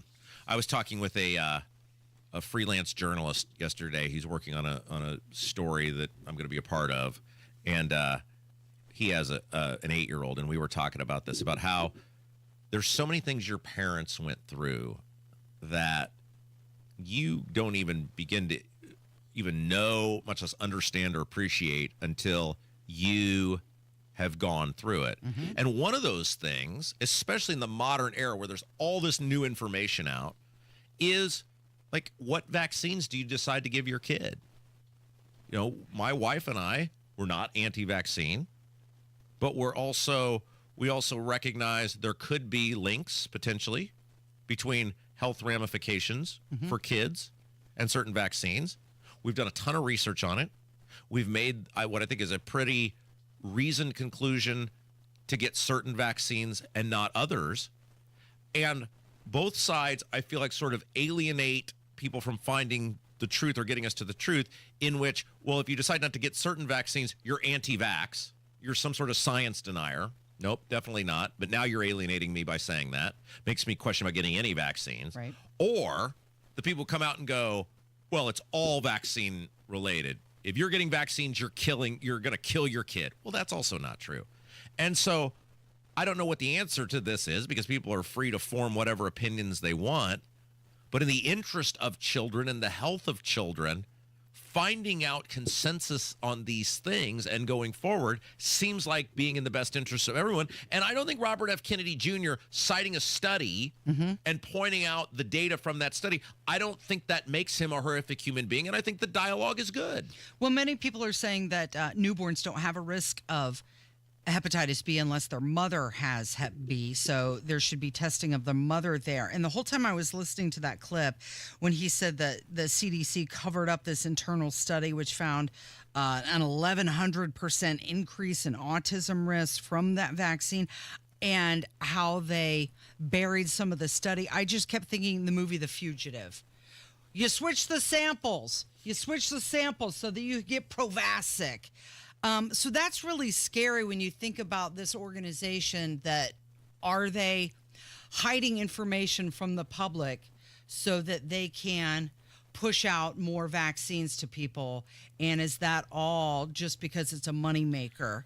And do you feel like you had mentioned you don't realize what your parents went through until you go through it as a parent. But you also have to acknowledge the fact that the vaccine list has increased exponentially since when you were a child. Sure. And, you know, for example, we're very blessed that my wife's mother is a very well thought of nurse here in central Indiana, and we've leaned heavily on her with what she thinks. The lady who was a part of our giving birth to Livy, our doula, was an Army nurse. We've leaned very heavily on her. And again, these people are not anti-vaccine, but they also said, here's what studies kind of show on these things. Here's the risks with the information perceived. A lot of these your kid doesn't need. And you're right. My wife's mother pointed out, here's what you had, Gabrielle, when you were a kid. Right. You know, and I asked my parents, and it matches up. And it's like, well, then why did we go to all these different things? And is there some correlation between them? And that's what you struggle with as a parent. Did you feel pressure? Oh, totally. There were, and I don't think it's bad. Like I say this, I don't think it's bad. I think the people who take care of Livy and have seen her at the doctor's office, I think they're very wonderful people. But I think it's just like the assembly line, right? Like, okay, you're this age, you get this shot. And you'll walk in there and they'll have it ready to go. No, we don't want that one. We just want this one. You know, sometimes they try to give these shots, and I'm obviously not a medical doctor, but they give them together, and we've, requested them be separate and all those things. And again, it's not judging people who do something different than us. It's just these are the choices we're making as parents, not being anti-vax, giving some vaccines, trying to make the best choice you can for your children. And we need to start coming together on this, because these are kids' lives that are at stake. And I'm not sitting here as the guy in the chair going, I got all the answers, but I do know it gets a little overwhelming at times. Well, it does. And that's the thing, because you want to trust the doctors that they have the answers. They're supposed to be smarter than you. That's why you go to them. But now you're having to do all this research. You know, they always become an expert yourself. It's, and I'm not comparing children to dogs, but this is very similar in the sense of, like, with your pet, you have to be their advocate because they can't advocate for themselves. Up until a certain age, your kid can't advocate for him or herself. You've got to do it. And then, you know, when they become adults or become of a certain age, if they want to make that choice, it's like, that's what parenting's all about. I didn't mean to turn this into some, hey, parenting's so hard discussion, but gosh darn it, Casey. It doesn't end when they're 18, Rob. That keeps going. I've got news for you. That lasts a lifetime. Every day, it's like things you just never think about that your parents went through, and it's just Sent him a thank you note recently. You know, maybe you should get on that. You know who was very well parented, Casey? Who's that? Jarrett Lewis. He's up next with the news on 93 WIBC.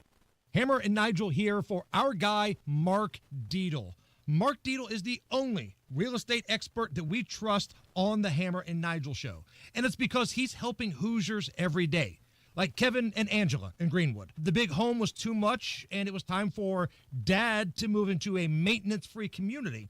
But they needed cash from the home to fund the change. They reached out to the Mark Deedle team, and they were helped immediately with the entire process, from selling belongings to prepping the home for maximum value. The home went on the market and sold for $5,000 over the asking price in less than a week. That's what Mark Deedle does. He's the only real estate agent that can guarantee your home sold at a mutually agreed upon price or deadline, or he will buy it. No long-term contracts. You pick the move date. You can cancel at any time. Call Mark Deedle today, 317-755-4232, or go to markdeedle.com. 93 WIBC Mobile News. On the level, on the go. Agreeing to plead guilty. Partly cloudy skies at 75 in downtown Indy. Your high today, 87. I'm Jarrett Lewis. Here's what's trending at 10:30. The man accused of murdering 4 University of Idaho students in 2022 has agreed to plead guilty, bringing a 2.5-year saga to an abrupt end. Brian Koberger was facing the death penalty if convicted, but now will spend the rest of his life behind bars if the deal goes through. Some of the victims' families are now speaking out, though, against the plea deal. A new immigration detention center being dubbed Alligator Alcatraz is set to open in the Florida Everglades today, designed to house, process, and deport undocumented immigrants. President Trump will be in attendance for the grand opening. Alligators can actually run pretty fast, up to 35 miles an hour, just not for a long time at once. And I had a chance to ask President Trump about this new idea, putting a bunch of alligators around a bunch of detainees. We're going to teach them how to run away from an alligator, okay? If they escape prison, how to run away. Don't run in a straight line. Run like this. And you know what? Your chances go up about 1%. DHS, they seem to be unbothered by environmental lawsuits, like one from the Friends of the Everglades and the Center for Biological Diversity, which says in their suit, this scheme is not only cruel, it threatens the Everglades ecosystem. Fox's Peter Ducey reporting. Officials say the facility will eventually hold up to 5,000 people and will cost around $450 million a year to operate. Israel's Prime Minister Benjamin Netanyahu is planning to visit Washington next week amid a new push by President Trump for a ceasefire in Gaza. And NASA and Netflix are teaming up to offer NASA Plus live programming to all Netflix subscribers. Viewers will be able to watch Earth views from the ISS, astronaut spacewalks, and rocket launches. I'm Jarrett Lewis on The Level, on the go, and on WIBC.com. Hey, it's Kenny Sargent with Speed Freaks, and are you still paying full price for gas? Well, stop leaving money behind. Get real cash back every time you fill up with the free Upside app. Simply download the free Upside app in the App Store or Google Play right now and start earning cash at the pump today. Use the limited time promo code HIGHWAY and get an extra 25 cents back per gallon on your first fill up. Listeners are making $200 to $300 a year just from buying the gas they already needed. Don't wait. Download the free Upside app now and use the promo code HIGHWAY to redeem your 25 cent per gallon bonus. That's promo code HIGHWAY. Look, at first, I thought it was too good to be true, but it's totally legit. Plus, you can cash out anytime. Don't let this offer drive on by. Download the free Upside app now using promo code HIGHWAY. That's promo code HIGHWAY for a limited time 25 cent per gallon bonus. Offers vary by user and location. Go to upside.com for terms and conditions. Hey guys, it's Rob for Life Church. You know, it is Tuesday. That means Sunday's going to be here before you know it. And if this Sunday you're looking for a new church home or even a first church home, consider the place we call home Life Church. Life Church makes it super easy for you. They've got 4 campuses all across central Indiana: Noblesville, Fishers, Eagle Creek, and Pendleton. So wherever you're at, there's a good chance Life Church is going to be close by. They would love the opportunity this Sunday to show you what they're all about, to meet and welcome you and your family. Check them out on the web. Learn more about everything, including their great online services. LifeChurchIN.com. No one wants to leave behind stress for their family. That's why a trust or a will is so important. Without one, your assets might go to the wrong people or leave out loved ones. Also, probate is long, expensive, and often avoidable with a revocable trust. TrustandWill.com makes it simple to create a personalized estate plan. A trust or will provides clarity and peace of mind. Get 20% off on your estate plan documents by visiting trustandwill.com/radio. I had changed the locks, didn't even know where she was living. And then one night she calls to say she's getting treatment. Can I drive? I almost hung up. But then I thought, that's my kid. I chose to put away the hurt and the fear and just see my girl. Addiction is a disease. Standing by a loved one as they fight it will test your faith, patience, and sanity. But it's possible when you see the person, not just their disease. Learn more at cbeyondtheaddiction.org. I told you!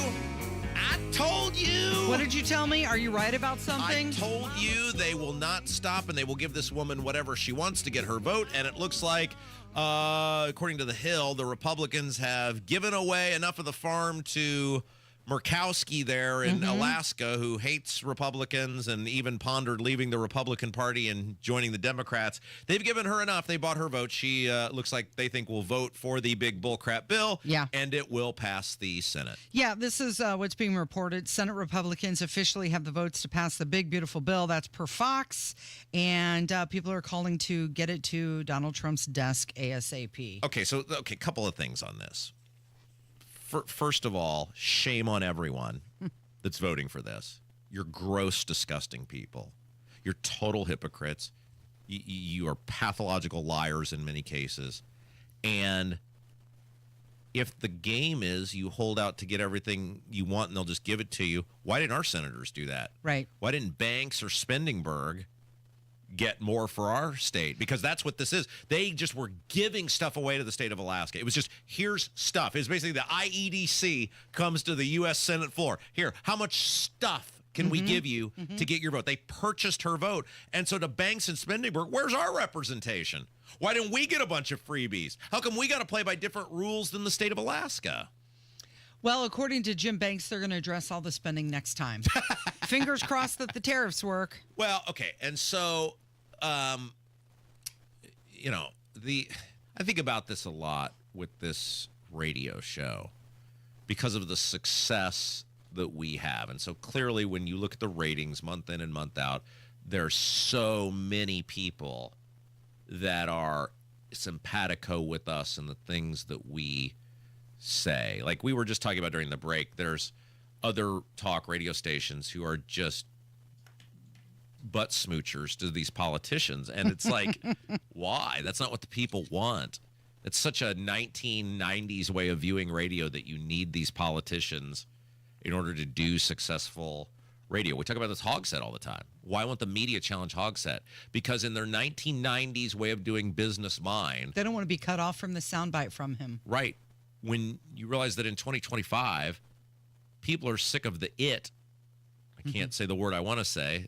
So people are sick of the it from all sides of the aisle, and they want the smoke and they want the fire, and they don't care about hearing this guy talk about a ribbon cutting he went to. And so many of the people in our business can't get in the current mindset, which is why, other than places like this, the industry's in big trouble because we have not adapted. Why do podcasters do so well? Because many of those people have adopted a 2025 mindset and how the flame on, how the public views things and are more in touch with the public than traditional terrestrial media. But with this bill, what you are seeing once again, so I say all this to say, we are saying the things that people think, but we can't put these things into action for change. We're a voice, we're a hub, but if you keep voting for the same type of people, if you keep voting for the same block of individuals, and oftentimes it's out of, well, I can't let so-and-so get the seat. I'm a blank, and I can't let the other party in there. This is exactly the sort of horrible government, which don't kid yourself, that's what this is. It's horrible, rotten government. It's going to continue to allow illegal immigrants to get health care in this country. It's going to continue to allow big fat fatties who don't want to work leech off you. How in the world Jim Banks squares the idea that able-bodied adults don't have to go to work, or how in the world Jim Banks squares the idea that illegal immigrants should get money, states who give health care to illegal immigrants should get money, how that helps the working class. Because that's what he's all about now, right? The working class. How does that help the working class that I have to go to work each day?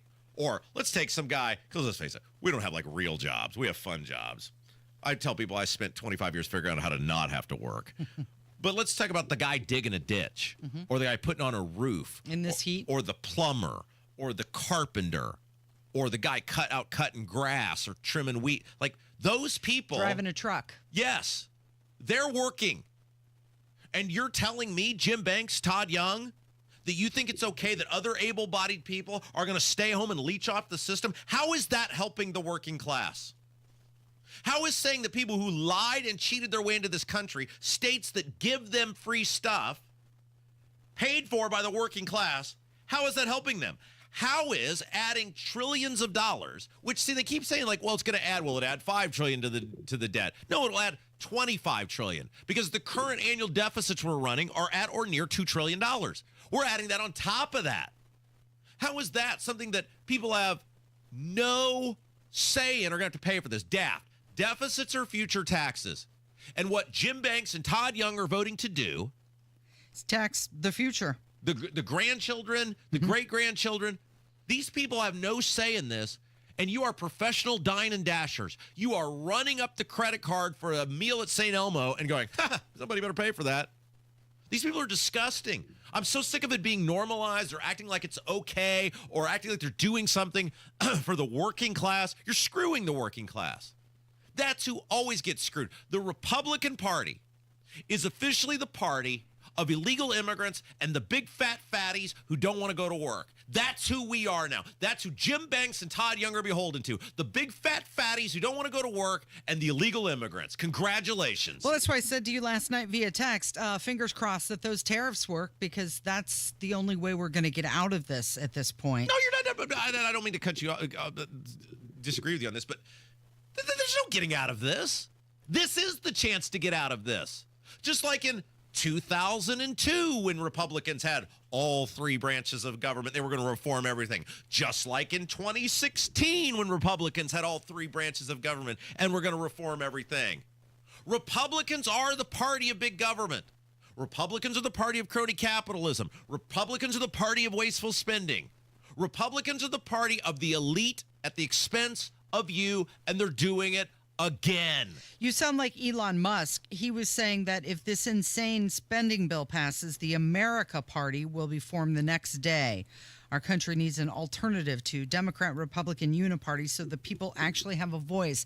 He went on to say every member of Congress who campaigned on reducing government spending and then immediately voted for the biggest debt increase in history should hang their head in shame, and they will lose their primary next year if it's the last thing I do on this earth.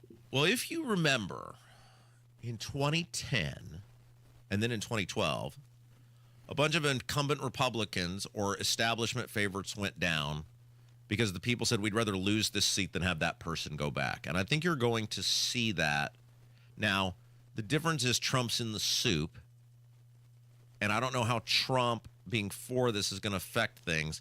You know, one of the things that the establishment is really good at is they would be great players on Survivor, and the slogan for Survivor was outwit, outlast, outplay. Mm-hmm. And if you think about, in 2010, this rise of the Tea Party, and everybody's like, that's the new Republican Party. But it wasn't. Because the establishment controls the money, and they control the infrastructure, and they say, okay, you guys will win one here, you'll win one there. But we'll always be here. And you'll run out of steam, and you'll run out of passion. And in the case of the Tea Party, because there's a lot of older people, and I don't mean to be crass in saying this, they're literally dying off, many of them. And look who's here now. Look who's running the government. In a weird way, the Republicans have actually weaponized Donald Trump, and I'm not sure if he realizes it. They've co-opted Donald Trump and his message because most of this bill is just legalized vote buying. It's the thing Republicans always do. They're just doing it under a new hat and a new mantra, which is MAGA. But most of these people who are claiming to be MAGA, they don't even know what's in this bill. I don't know what's in this bill. I follow this stuff all day, and I cannot tell you right now what deals have been cut or what's in this bill. Right, because it's been going on for 24 hours now. The vote-a-rama. They even labeled it that. Your lawmakers are voting on things they have no idea what it is, just like they did with property taxes, just like they're doing with this. They have no idea what it is. I am so sad for our country, Casey. And because so many people will go with Trump no matter what he says. Yes. They're cheerleading it. And it's very dangerous. Look at Jim Banks. It's very dangerous. All right, Hammer's here today? Yes, Hammer's Yeah, here. Hammer's going to join us next on 93 WIBC. Hammer and Nigel show, 3 o'clock this afternoon. Independence Week continues. Jeff Boggs will join us, and the biggest stories in Indy. 93 WIBC. The Indiana Derby is one of the best days of summer. It's the state's biggest horse racing event with over $1 million in total purse money on the line. This is Racing Rachel inviting you to Horseshoe Indianapolis, Saturday, July 5th for all the fun. The 31st running of the Indiana Derby has a loaded race card with 8 stakes races featuring some of the nation's top 3-year-old thoroughbreds. And off track at Horseshoe Indy, we've got loads of other Derby Day entertainment for fans too, like a free cigar rolling station for the first 500 people, $1,000 hat contest, a handicapping contest, plus mega bet drawing, magic mirror selfie station, food trucks, and more. All ages are welcome, plus admission and parking are free. First race goes off at noon, rain or shine, with plenty of seating both indoors and out. So join us for the 31st running of the Indiana Derby, July 5th at Horseshoe, Indianapolis, just off I-74 in Shelbyville. Come on out and have a day. There's something timeless about radio. It's where stories are told, ideas are shared, and communities stay connected. Our generation grew up with it, and we still believe in the power of tuning in. At Howard Bailey Financial, we believe planning for retirement should feel just as familiar and trusted. That's why we're bringing real conversations and practical advice to the airwaves. Join us every Sunday at 9 p.m. for our Retire with Purpose Radio Hour, right here on 93.1 WIBC. We'll talk about what really matters in retirement, income you can count on, choices you can feel good about, and a future that reflects your values. Because some things, like good planning and good radio, never go out of style. Howard Bailey Financial, retirement planning that speaks your language. Howard Bailey Securities LLC is an independent financial services firm and uses a variety of different investment strategies. Please see disclosures at howardbailey.com. The Retire with Purpose radio hour is a paid placement on each earning station. Hi, it's Steve Mann. Have you heard the commercials for the Mark Patrick Stop Smoking seminars? And they said only $49.99 and it could work for you. So I thought, that's not even a week's worth of smoking. So I went. And guess what? It did work for me. You know, my friends and family are still amazed. I quit smoking. I didn't have cravings, anxiety, or weight gain. Listen, I don't know how it works, but I know it works because I'm living proof, and it's 100% guaranteed. So what do you got to lose? I'll tell you what you got to lose. A very bad habit. Join Mark Patrick seminars and stop smoking without cravings, irritability, or weight gain. Early bird special only $49.99 guaranteed. Don't just cut down, but stop smoking once and for all, or your money back. Seminar 8 p.m. on Thursday, July 31st at the Holiday Inn Express and Suites in Noblesville, or 2 p.m. on Saturday, August 2nd at the Holiday Inn Indianapolis Airport. Registration 30 minutes before seminar. Sign up at markpatrickseminars.com. That's markpatrickseminars.com. Summertime's here, so get a hot summertime deal at Tom Roush Lincoln. Get Lincoln's employee pricing on most all new Lincolns. Get up to $20,000 off select 2024 Navigators. Up to $8,000 off select 2024 Lincoln Nautilus. Come and see why the Roush family has served the community for over 53 years at Tom Roush Lincoln. Navigator MSRP 105-195. Nautilus MSRP 60-195. 2025 Navigators excluded from employee pricing. Subject to credit approval. See dealer for complete offer details. Politics, punchlines, and pure WIBC. The Mashup Podcast pulls the day's best moments from Tony Katz, Kendall and Casey, Hammer and Nigel, and drops them in one place. New episodes each weekday. Search WIBC Mashup wherever you get your podcasts. Jason Hammer of the Hammer and Nigel Show joins us. Hello. I'm looking up at the TV screens we've got here in studio, and I see Trump and Ron DeSantis standing together. Mm-hmm. They're in Florida at Alligator Alcatraz. Mm-hmm. I love this so much. Kristi Noem's there, and she looks fantastic. She's insufferable, though. Oh, like you haven't ever dated a hot chick that was insufferable. Hell, we're dealing with you right now, and you're insufferable. So you leave Kristi Noem alone. You sit there and spin around for a second. But let's talk about Alligator Alcatraz. Mm-hmm. This sounds like something like you would find in like Pigeon Forge or Branson. Like you go into a Missouri, and it's kind of like an escape room, but you've got to get away from the, quote, alligators. But this is real. State of Florida built a 3,000-bed federal prison in 8 days. Right? Well, I mean, think about what DeSantis has done with some of these hurricanes down there. How long has it taken for bridges to get fixed in Indianapolis?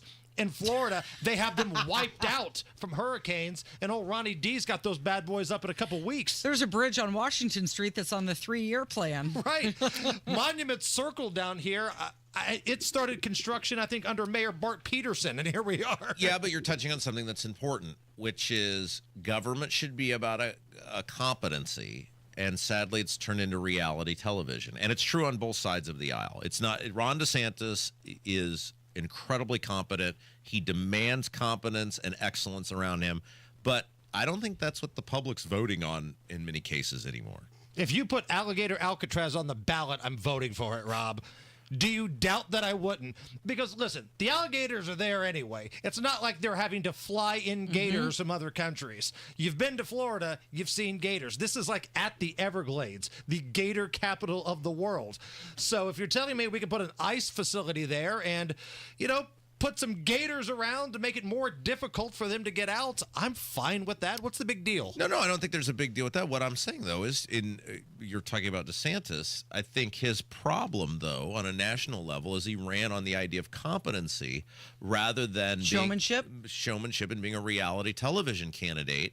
And you're seeing it play out in real time where people on the Senate floor are voting for things they haven't read. They have no idea what's in it. They have no idea the impact. They're cutting deals with one individual woman in Alaska who just pondered leaving the Republican Party. And there is no vision from the president on what this bill is supposed to be and how it's going to make the country better. It's vagaries. Okay, so are we talking about DeSantis or are we talking about the big, beautiful bill? Well, we're talking about Ron DeSantis leading the country would have been much better than what we're seeing with things like the big, beautiful bill. It's all chaos. It's all disorganized. But when you compare that to a state like Florida, they don't have this issue. They get things fixed fast. They get things repaired after hurricanes because you have a guy who's focused on competency and not reality television. So what is the political future of Ron DeSantis?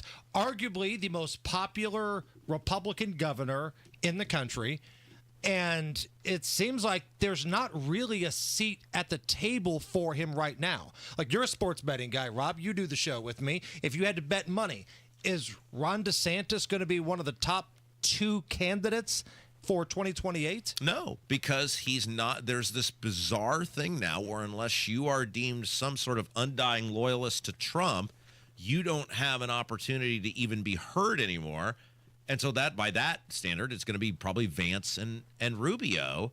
And I just don't understand why people, when they're looking at candidates, don't say, what did you do? I mean, it's like the Bobs, right, in Office Space. What did you say that you do here? And when you put Ron DeSantis saying what he did here against any other person, how that's not how we want our country to be run is completely beyond me. You're a dude that has ran campaigns and you've ran yourself.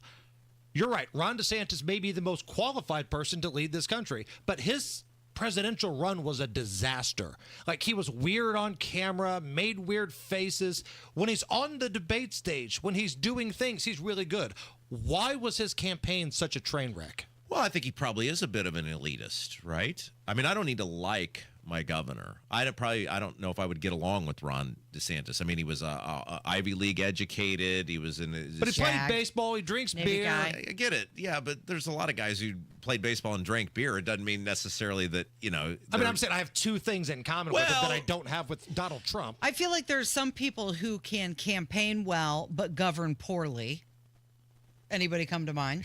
And then there's some people who can govern well but campaign poorly. I think Ron DeSantis is the type of person who is a great leader. He just doesn't come across as this likable, cuddly, fuzzy person that you feel like you want to lead you, but he does do a good job when he's in the seat. As far as his future, couple options. Perhaps he wants to move the fam to North Carolina and run for Senate.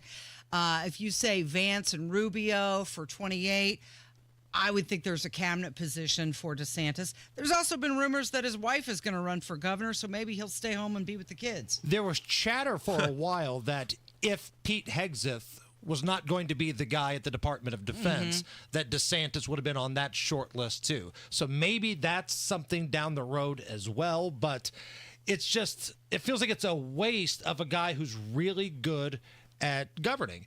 And listen, I'm a Trump guy. I like Donald Trump, voted for him 3 times, but I like Ron DeSantis too. It's okay to, say you like both people. 2 things can be true at the same time here. Right. I think he's the best at governing of any governor in the state. And there is a little bit of showman in him, Rob. I thought the stunt of sending all the folks to Martha's Vineyard was beautiful, giving them a taste of their own medicine. But it was inside of the job. That was inside of the act of the job. Like, when he's out doing a press conference, it's not a glorified I mean, he could have sent them to Georgia. He could have sent them to somewhere else. Sure, but I'm saying, like, everything with Trump is chaos, right? And just everything is chaotic. He has no idea what's in this bill because it's changed so much. It looks nothing like what they presented. And yet he's just out there, got to pass it. And then he's just demeaning people who are making obvious and decent points and then going after people like Thomas Massey or Rand Paul. And it's just, I would like to have somebody running the country who puts stability and competency front and center rather than just never-ending chaos. When was the last time that happened? When was the last time there was somebody running this country from the seat of the Oval Office that you said is competent at what they do? Well, Reagan, I think, certainly would. So we're going back a little bit. And I actually think to a certain extent in terms of the gravitas of the office, the old man Bush, now he did a lot of things that were not great for the country, but I think he brought a certain level of gravitas and professionalism to. But you think about it, Clinton was constant chaos, Bush was constant chaos, Obama was constant chaos, Trump is constant chaos. Like, Biden didn't even know he was president. I didn't even know. You're right. I'm sure people are angry that I'm saying this, but I just want somebody who's like, I'm interested in going to work each day and doing what's best for the country.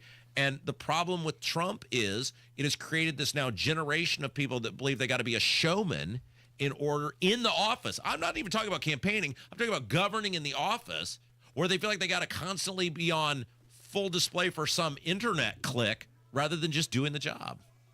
I don't think my life's going to be any different one way or the other. I'm going to wake up tomorrow, come to work, and have a #1 rated show. Damn the torpedoes, let's go. And speaking of that show, what are you doing today? Today is what, Tuesday? Oh, that's Jeff Boggs Day. Mm-hmm. Not Kenny Rogers will join us, and we'll have more on the big, beautiful bill, Alligator Alcatraz. A lot of fun today, man. Let's have a good time. Thanks, Hammer. It is Kendall and Casey. It's 93 WIBC. Pat Sullivan here with exciting news from my friends at Hope Plumbing, now known as Hope Plumbing, Heating, and Cooling. Hope now offers plumbing, heating, and air conditioning services, bringing total comfort to your home.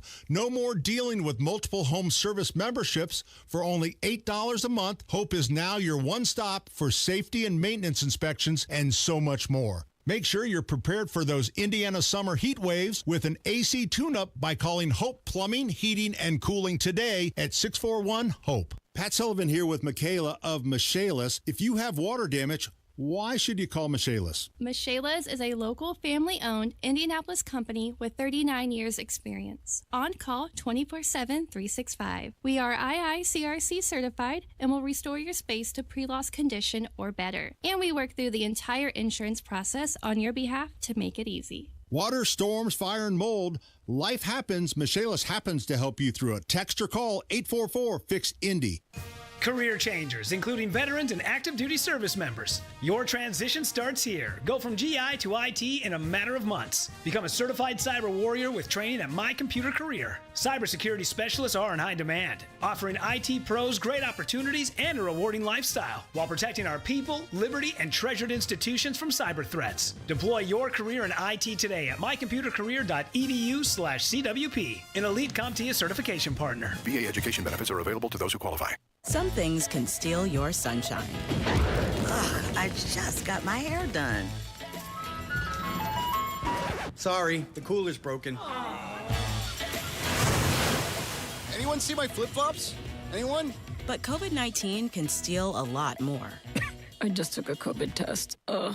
Prescription medications for COVID exist. If you test positive this summer, ask your doctor if they're right for you. Visit PfizerForAll.com/COVID-19 to learn more. Sponsored by Pfizer. Inside Indiana Business Radio, the news you need to get ahead. Indiana's business news leader, weekdays at 6:32 a.m. and 5:56 p.m. on WIBC. Go where the pros go. Drexel Interiors for 1951 cabinetry. Visit Drexel's Kitchen and Bath Design Centers at 146th and River Road, North Shadeland, or DrexelIN.com. Coming up in 2 minutes from the Technology Recyclers Studios, what IMPD is reporting as far as homicides go in the city. The ruling a coroner is making in the death of a young boy in Cumberland. A large case of medical fraud coming out from the Department of Justice. And there's a lot more on the line in tonight's game for the Indiana Fever. You're listening to 93 WIBC, WIBC HD1 Indianapolis. It's 11 o'clock. They think they have the votes. I'm Chris Foster, Fox News. A final set of votes is teed up in the Senate on amendments to the Republicans' One Big Beautiful Bill Act before final passage with the support of at least 50 Republicans. They've been at it for about the last 26 and a half hours. President Trump says it's complicated stuff. The Republicans have their heart in it. The Democrats they just want to destroy our country. A Democrat wants to destroy the country. They won't vote on it. They don't vote on anything. He suggests, meantime, taking a look at federal subsidies for Elon Musk's companies after Musk threatens to support primary challengers to anyone who votes for the bill. He's upset that he's losing his EV mandate, and he's very upset about things, but he could lose a lot more than that. I can tell you right now. Hey, Elon can lose a lot more than that. The president's in Florida now to see a new immigration detention center nicknamed Alligator Alcatraz. The Justice Department's investigating a Trump campaign hack linked to an Iranian cyber attack group. It's threatening to release or sell more emails. Some were released last year before the election. The families of at least 2 victims publicly oppose a plea deal for Brian Kohberger to spare himself the death penalty by admitting he stabbed 4 University of Idaho students to death in 2022. Prosecutors writing a letter to the victims' families saying in part, quote, "We cannot fathom the toll that this case has taken on your family. This resolution is our sincere attempt to seek justice for your family. This agreement ensures that the defendant will be convicted, will spend the rest of his life in prison, and will not be able to put you and the other families through the uncertainty of decades of post-conviction appeals." Now, the family of Kaylee Gonsalves reacted with what they themselves called fury, writing of the prosecutors, quote, "Who do they think they are?" Fox's Jonathan Hunt. Job openings rose last month, 7.8 million postings. America's listening to Fox News. 93 WIBC Mobile News. On the level, on the go. The killings continue. Partly cloudy, 76 in the Circle City. The high today, 87. I'm Jarrett Lewis. Here's what's trending at 11:02. Over 70 people killed in Indianapolis so far this year. Many cases still unsolved. Ryan Hedrick reports. About 60% of these murder cases are still open, the violence touching every neighborhood in the city. Some of the victims were kids, including a 14-year-old named Deandra Staples, who was shot in January. Still no arrest in her case, but in the case of a 2-year-old named Skylar Gardner, she was killed, and police did arrest a woman in that case. Reporting from downtown Indianapolis, Ryan Hedrick, 93 WIBC Mobile News. In the case of the 12-year-old Jeremiah Cotton, who died in a shooting in Cumberland last week, the Marion County Coroner's Office is now ruling it a homicide. Originally, witnesses told officers that Cotton had picked up a firearm and accidentally shot himself early Friday morning, but after further investigation, the coroner said that it was impossible for Cotton to have injured himself. Police said those inside the home at the time of the shooting were between 15 and 18 years old. The Department of Justice announcing the largest healthcare fraud takedown in history on Monday, saying they found billions of dollars in losses, more than 300 people charged, including 90 doctors and nurses, some of them accused of diverting meds. At least a dozen of those charged are in Indiana. The Indiana Fever off to an 8-8 start on this season, but Fever head coach Stephanie White says Monday that they can do a lot for their growth and confidence if they can beat the 14-2 Minnesota Lynx tonight. But the bigger picture, an opportunity to win a championship, a first championship here in Indiana, and an opportunity for us to get better and grow. The winner of this game gets the WNBA Commissioners Cup trophy along with $500,000. That amounts to roughly $30,000 per player, and the game's MVP would get an additional $5K. And EA Sports is announcing the return of its college basketball video game. The company posted a teaser to social media on Monday.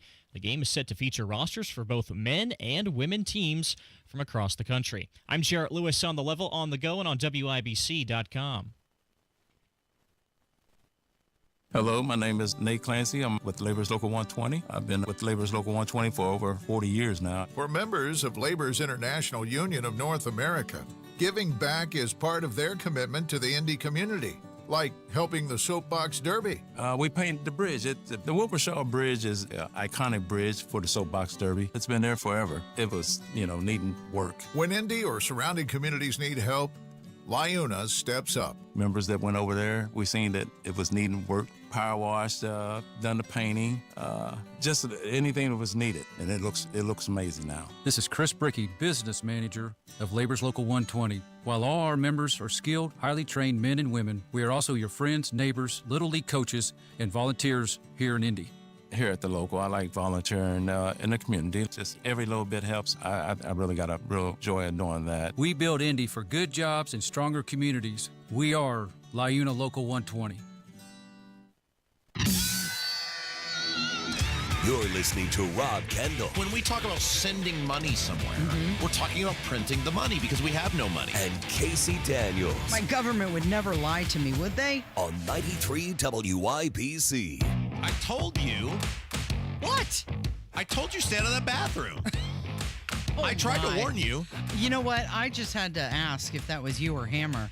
And I'm glad you said no, because, wow. I have warned you about... I'm not going in there anymore. Okay, so this is a never-ending saga on this radio show about how bad the bathrooms are here. Now, so to describe this and what Casey... I'll let you describe what you saw. But before we do that, I want to set the stage here. So there are technically 2 sets of bathrooms on the 4th floor where we are located. Yeah. Now there is a traditional men's and women's restroom, which we have talked about the constant issues in the men's with restroom. the men's room. And then there is some sort of unity bathroom. Yeah. Right next to where It's right sitting outside now. the studios. And I stay out of there unless I just need like a paper towel or something. I stay out of that bathroom. I'm going to stay out of there from now on. Because and you know why? And here's why I do this. Because it's one of those bathrooms where you just go in and the toilet is right there. Like, I don't want to see the toilet. Like, the toilet is seeing the toilet. Using the toilet is weird. I don't mean to get too into it. I just like the way the men's restroom is structured because it's walled off. The toilet itself is walled up. I just go in there, do my thing. I get out of there. Yeah. And I can't be accused then of doing any sort of shenanigans, right? Yeah. So I don't ever go in that bathroom other than to get, like a paper towel or something like that. Yeah. I made a poor choice. And I've told you, because there's too many people that have access. I chose poorly. Now, here's the thing: you can what happened? You want to know what happened? Yeah, sure. So I went into the unisex bathroom that's right here in the hallway closest to the studio. Were you trying to use it? I've got limited time, Were right? you trying to use it? Well, yeah. I warned you. I had to run in there really quick, do my thing, and run out. That was the plan. I get in there, and I'm faced with the toilet staring me right in the face. I warned you. It has some markings on it. Yeah, I told you. Okay, let's move past that. It happened. Wait, so like, I don't mean to go into graphic detail, but some remnants of previous usage. The previous customer was still in the box. Okay. And so, whatever. I do my thing. I go to wash my hands and I grab a paper towel. And it's one of those dispensers where the paper towel is connected to the trash can metal. Yeah. And so I pull the paper towel and I look down in the trash can, which is filled to the brim, by the way. Yeah. And there are paper towels laying on the top that have chocolate on them. Oh. I'm hoping that Are you sure that's what it was? It's candy. Someone was cleaning up a chocolate spill. Yes. Is that what you think it was? I don't know. That's what I'm telling myself. Okay, so this really rests on you because I should have known better. Well, one, you've been warned about going in there. And two, you're one of like 3 women on this floor, so you basically have your own bathroom I know. in there. Lesson learned. And you are exposed to all the people that use that other bathroom. Why you would do that to yourself, I don't know. I mean, did you have to go that bad? You couldn't walk 20 feet down the hall? No, I could have walked 20 feet. Well, then you learned that you never learned. I don't know. I was given it a chance, and it failed. It failed miserably. Okay, so we've really narrowed it down because it wasn't me, it wasn't Kev. I've been candid. If I ever have to do that, I go to the. I know you go seek out basement. a I go very hide in the private basement. location. Yes. I'm very weird about going to the restroom in any sort of public place because it's the OCD, right? I got the OCD. That's one a of lot the of triggers. people are like that. Yeah, and you like privacy. Well, I do, right? He prefers the home base, but when you got to do it, I sprint if I have to go in public. I just do it as fast as I can. I'm mortified somebody's going to walk in on me. But that gym, nobody's ever in it. That gym bathroom. Right. And we found when we did that video that one day, the property tax video, there's a hidden bathroom in the TV studio too. Yes. Well, I didn't have the time to make it all the way down. No. I'm not hitting you for that. What I am hitting you for is you basically have a private bathroom, which is the women's bathroom, and you didn't use it. Which is lovely. I mean, there's soap in there. Okay, there's a little flower vase with some flowers. What is the etiquette? So we've narrowed it down. It wasn't me. It wasn't it wasn't you, right, Kevin? You're out on this. No, I actually also go to a private bathroom. Kevin feels the same way I do. Kev's very dainty. Nobody else is here because it wasn't Hammer. So it's either the fan morning show guys or guys. the WIBC newsroom. Do you want me to go start taking a poll? You should ask. Have you used the hall bathroom in the past hour? Oh, okay. So what is, because there's no toilet brush. Right. So what is the etiquette if you I'm not cleaning it. No, I'm not saying clean it. I'm saying if you recognize you have left. I don't mind cleaning my own mess. I'm not cleaning someone else's. I'm saying if you are the perpetrator and you have. You put more toilet paper in there and flush a few more times and hope that on its way out. Flush and hope. Yeah. All right. Well, anyway, I just wanted to tell you because I warned you numerous times about using that bathroom. You will not listen. You got exactly what you deserve, and maybe you will not make that mistake again. I've learned my lesson. Go ahead. Transition into our next topic. I don't even know where to go with that. Because National pride has hit a record low. This, Okay. according to a Gallup poll.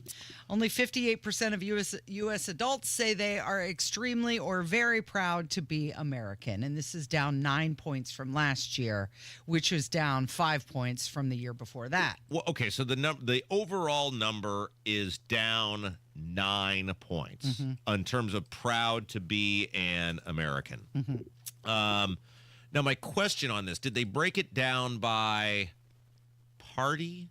Did they break it down by, hey, Democrats feel whatever, Republicans feel whatever? Did they break it down by that? Or is Well, Democrats, it went down to 38%, which was like a negative 51% loss. Okay. A 51% loss. Okay, so that is what I wanted to hit on, which is the pathetically low amount of Democrats who, anytime the guy they don't like is in office, they just say, I'm not proud to be an American anymore. And look, there are politicians that you hate, and rightfully so. There's politicians you like. There aren't many of those for us. But being an American is bigger than your politicians. The idea of the country hasn't changed just because of who's in office. When Obama was president, who I didn't like, or when Biden was president, who I didn't like, I didn't stop being proud to be an American. Because an American is the ideals and the founding document that put forth that made us what we are as a country. And I think it speaks volumes about Democrats, where only 36% of them are proud to be an American, when, let's face it, Donald Trump doesn't get his way on a whole bunch of things. For all this no kings, Trump's a dictator, he gets ruled against all the time. He doesn't get his way all the time. There's nothing going on in this country. Like, law-abiding citizens, for the most part, they're not like disappearing off the street. They're not being held in torture chambers. Now, illegal immigrants, they're disappearing off the streets. They're getting sent to not nice places in some cases if they're violent offenders illegally in this country. But really, what has happened to you, the average person in your daily existence, that you would say, I'm not proud to be an American anymore? So Democrats, only 36% say they are extremely or very proud to be Americans. As far as Republicans go, they remain the most proud at 92%, which is up from 85% last year. When you balance them all out, 58% of Americans say they're proud to be American. There's a big, huge generational divide with this. The boomers, they say they're 75% proud. Gen X is 71% proud. And then it starts getting lower and lower. Millennials, which is you, Rob, 58% proud. And Gen Z, only 41%. Okay, and let's look at this. So Gallup is the one who did the poll. And this is fascinating to me. So it starts in 2001 for the sake of this graph. And in 2001... Republicans answered at a 90% threshold. Democrats answered at an 87% threshold. So it is basically what I said, which is the country was viewed, regardless of who was in office, people viewed the question based on the country itself and what it represents and how it was put together and what it has stood for over time. And there was not this division on that topic. So the Republicans were at 90%. The low point that I see for Republicans throughout this entire poll was 84% in 2022. They're currently at 92%. So only a 2% difference over time. It is up, but the low point throughout this whole process was a change of 6% for Republicans. And if you look at through the entire Obama administration, 2015, 90%, 2013, 93%, 2009, 92%, 2008, 95%. Republicans were answering the question in the right way, which is the things we've stood for and the things we've done and what we have meant to the world. We're proud of that. Democrats, on the other hand, at 87% in 2001, have hit a low point now of 36% in that is a, what is that? It is a 51% change. So 6 was the greatest change in the history of this poll for Republicans, 51%. And something happened to this country in 2001, in the aftermath of the Bush election, in which a bunch of people, and it was also the rise of the internet and these crazies being able to find each other, where like people's brains on the left went haywire because they didn't win that election. And in large part, they've never recovered from it. And it has just gotten progressively worse. So young Americans, Democrats, they're the ones that are driving the long-term decline in patriotic sentiment in the country. And in its place, you see the Democrat Party, the door is open for socialism for many of those people. Just look what happened in New York City. Here's the other thing that's interesting, and I do think it leads to the misery of how many of these these people's DNA. So 87% is where it started in 2001. In 2009, so you had just won everything. 2008, the Democrats win the House, the Senate, the presidency. Their number was 78%. They had full control of government, and yet because still not happy with it. They're still not happy with it. Their high point throughout this whole thing was 85% in 2013 after Obama got reelected. So they've never achieved, I'm sorry, in 2002, the next year after the poll, they did elevate to 92%. So, but since 2002, they've been on a consistent decline in terms of how Democrats view the country. That's very interesting, and it's very sad. Yeah. And especially this week with 4th of July on the way. It's Kendall and Casey. It's 93 WIBC. Hammer and Nigel. Karine Jean-Pierre. Latest to put some tell-all book out there about the Biden White House and... Oh, her horrible book. Karine Jean-Pierre and her horrible book. Ugh. She's saying that she is leaving the Democrat Party now because of the way the party treated Joe Biden. Hammer and Nigel, weekdays 3 till 7 on 93 WIBC and WIBC.com. History returns with the Brickyard 400 at the famed 2.5-mile oval, celebrating NASCAR's roots at the racing capital of the world.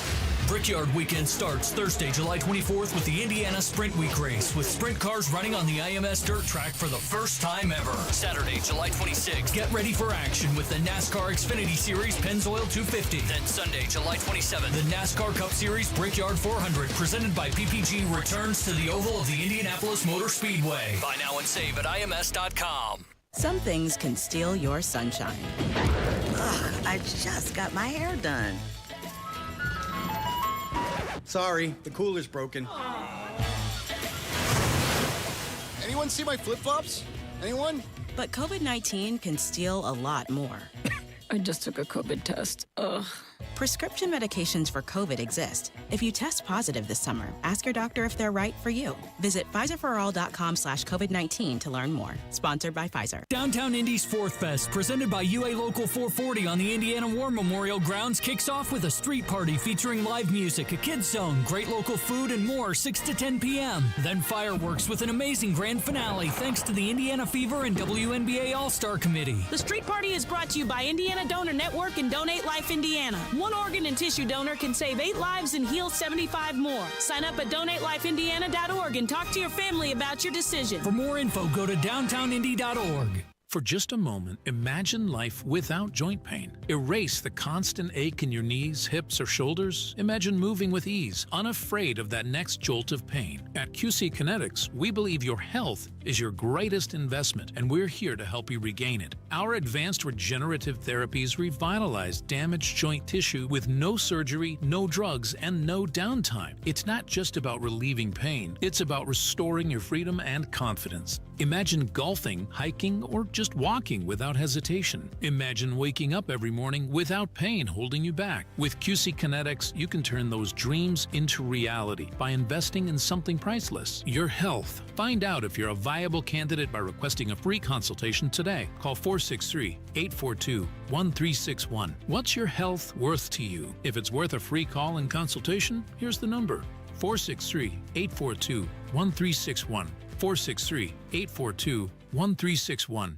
Go where the pros go. Drexel Interiors for 1951 cabinetry. Visit Drexel's Kitchen and Bath Design Centers at 146th and River Road, North Shadeland, or DrexelIN.com. Okay, we do have some breaking local news. And, you know, we don't do sports a lot on this show. That's why our sister station, The Fan, exists. But we do if it has some sort of societal impact. And I think this will, given how this team captivated the city. The Pacers apparently have made a decision on Miles Turner, and they have allowed him to walk. ESPN's reporting he's going to go to the Bucks, a 4-year, $107 million deal. So that'll kind of tell you a lot about how the Pacers view this upcoming season, I think, as Miles Turner headed to the Milwaukee Bucks. Yep, he's going to end his 10-year tenure with the Pacers, huh? You know, it's interesting because... And there was no easy answer on this. This was an easy answer a week ago. Well, this was an easy answer a week and 3 days ago. When the Pacers, hey, win or lose, we're the upcoming team in the NBA, and we got all these great young guys, and we're going to re-sign Turner, even though it probably means we're going to go into the luxury tax for the first time. And then when Halliburton got hurt, clearly you go from a 50-55 win team to probably realistically a 35 to 40 win team. And if you're the Simon family, who has always been relatively stingy by NBA terms with their money, which they're a small market team, they don't bring in the revenue some of the other teams do. They've just been unwilling to go into that luxury tax. And I don't think long term they felt the team did. And by the way, the Pacers, Kevin Pritchard, the team, the guys that put this team together, the Pacers have A-plus roster construction given their constraints. The Pacers franchise gets an A-plus of putting this team together given the small market financial constraints and the clear directive of ownership to not go into the luxury tax. And I think they just looked at this season and said, at best, we might be a 45-win team. At best, without our best player, we're probably a 6 or a 7 seed in the playoffs, maybe in the play-in games to try to make the playoffs. We're probably not capable of winning a championship. We've got to think, what does this team look like 2 years from now when Halliburton gets back? And with guys like Benedict Mathurin having contracts on the horizon, they just said, we can't give away the farm of losing potentially Neesmith and Nembhard and the rest of this team. And they made the decision long-term to keep the core of the team together and let Turner go. I don't think Pacers fans should be mad about this. I think for the long-term future, given the fact that, let's face it, Turner disappeared in the finals. They could have won Game 7. They got horrible games from Miles Turner and Obi Toppin in Game 7. If those guys had showed up, they still might have won that game. And Miles Turner didn't show up in the NBA Finals. I don't think you can sell your franchise for the guy. Well, don't cry for him because he's getting that 4-year, $107 million deal. So he'll be okay. All he has to do is relocate. You also have another big contract, LeBron James, exercising his $52.6 million player option with the Lakers. 23rd season. You got to love LeBron James. By love, I mean just absolutely despise the guy. Because he's always like, they're not putting any help around me. I'm not getting any help. Yeah, dude, okay. You make $1 gajillion and there's a salary cap. How much help you think you're going to get? Right.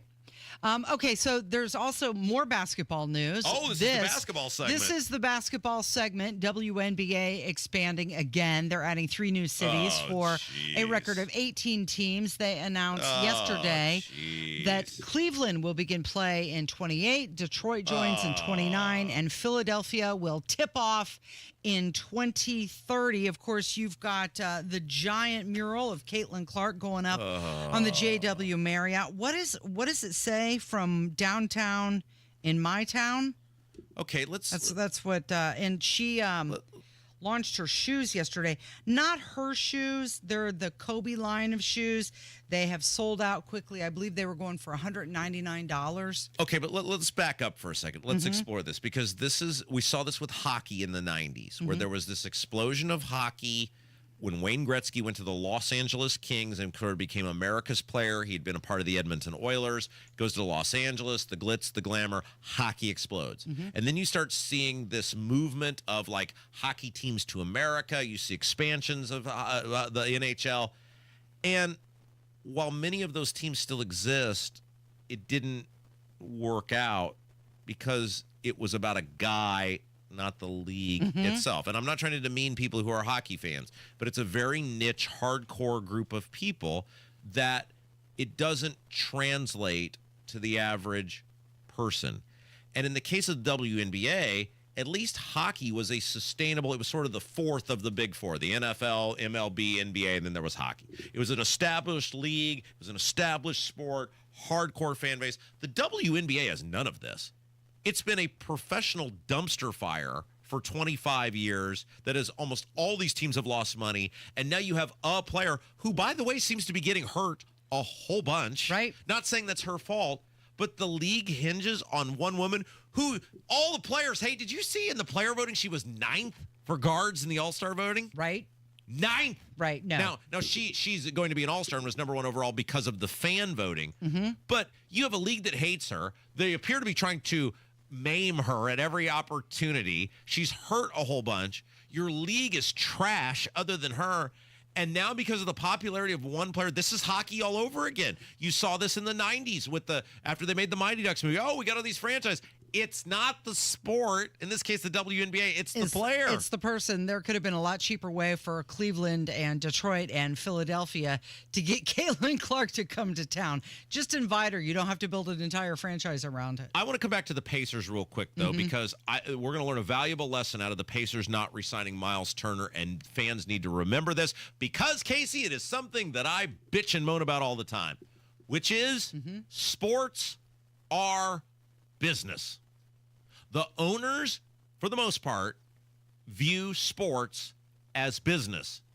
It's just like the drug companies. It may help people, but they exist to make money. Sure. And the Pacers, if this was about you, the fans, if this is about giving you what you deserve, if this is about giving you what you put into them, the Simon family would have eaten it and paid Miles Turner the money. The Simon family made a business decision, because it's business first. And so when we make choices for sports teams like, well, we can't lose the Colts. Well, we can't lose the Pacers. They're the city's team. No, they're the Ursay's team. No, the Pacers are the Simon family's team. And they will suck you dry out of every penny possible to put as many pennies in their pocket as they possibly can. I want people to remember this, that the Simon family had an opportunity to open their checkbook and do something for you, the people. And ultimately they said, this is a business and we're making money off of it. So you remember that going forward. So the WNBA All-Star Game, going to be July 18th and 19th, hosted at Gainbridge Fieldhouse. And, of course, Caitlin Clark was named one of the captains, her and Aaliyah Boston, right? And she's got these shoes. Now, here's the shoe culture is interesting. Here's how I'll describe this. So these are not Caitlin Clark's shoes. They're the Kobe line of shoes with Nike. It would be like if Halliburton had a shoe in the Jordan line. Yes. But next year, she will be getting her own line of shoes, right? But these have sold out. This is not specifically to women. You, as a man, would you wear a Caitlin Clark shoe? No, you wouldn't do that? No. Look, again, I think this is an example of, well, but I mean, women can wear this shoe, right? Like women basketball players. Sure. Okay, so I don't think this is where anybody can wear a shoe. I don't have a problem with this. They'll target this to little girls, and they'll get them to wear these shoes, and if she stays healthy, they'll make a bunch of money on this. But I did want to point out, and by the way, yeah, Steven's right, indie reporter guy. Did you see how much money Jim Irsay gave to Joe Hogsett? The amount of money. I did see it. I don't remember the number. $25,000 Jim Irsay donated to Joe Hogsett in 2023. Hey, thanks for letting the city get destroyed. Hey, thanks for ruining all the businesses that my sports team is supposed to help. Here's a check for $25,000. Again, these sports are businesses. They exist to make money, and they prey on your emotion and your love of franchise to think that you're all in it together, right? They are in it to make money. Don't forget this as we go forward. You're listening to Kendall and Casey. It is 93 WIBC. 93 WIBC Mobile News. On the level, on the go. Missing woman found. I'm Jarrett Lewis. Here's what's trending at 11:30. Julia Frederick of North Salem reported missing last week, and a silver alert was issued for her. This morning, however, her family says Julia contacted them. So she did contact the communication center, at which time our deputies did locate her on a property west of Danville. Captain Jim Yetter with the Hendricks County Sheriff's Office. Yetter says Frederick was checked out at a hospital today and has no injuries. Before she was reported missing, she said she was going camping on a nearby property. At least 6 people have been killed in multiple shootings happening around Indianapolis over the weekend. A man was also shot and killed early this morning on the east side. The Indiana Attorney General's office is requesting an execution date for death row inmate Roy Lee Ward, who's convicted of a 2007 rape and murder. And a group of people between 17 and 23 years old are facing charges of trafficking guns from Indianapolis to Chicago. I'm Jarrett Lewis, on the level, on the go, and on WIBC.com. Greetings from R&R Agency, your Indiana health insurance pros, and a sincere thank you to our loyal customers for helping us to another record year.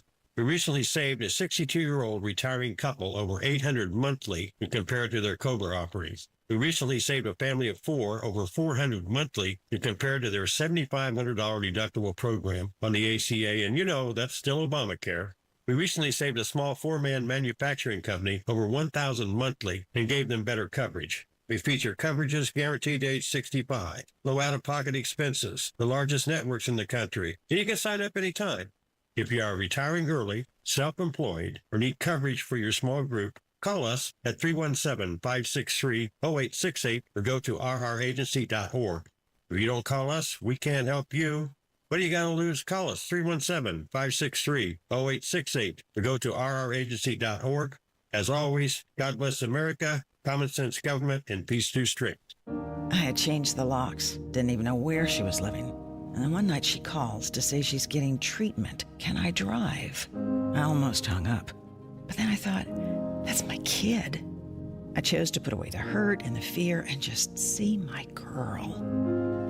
Addiction is a disease. Standing by a loved one as they fight it will test your faith, patience, and sanity. But it's possible when you see the person, not just their disease. Learn more at cbeyondtheaddiction.org.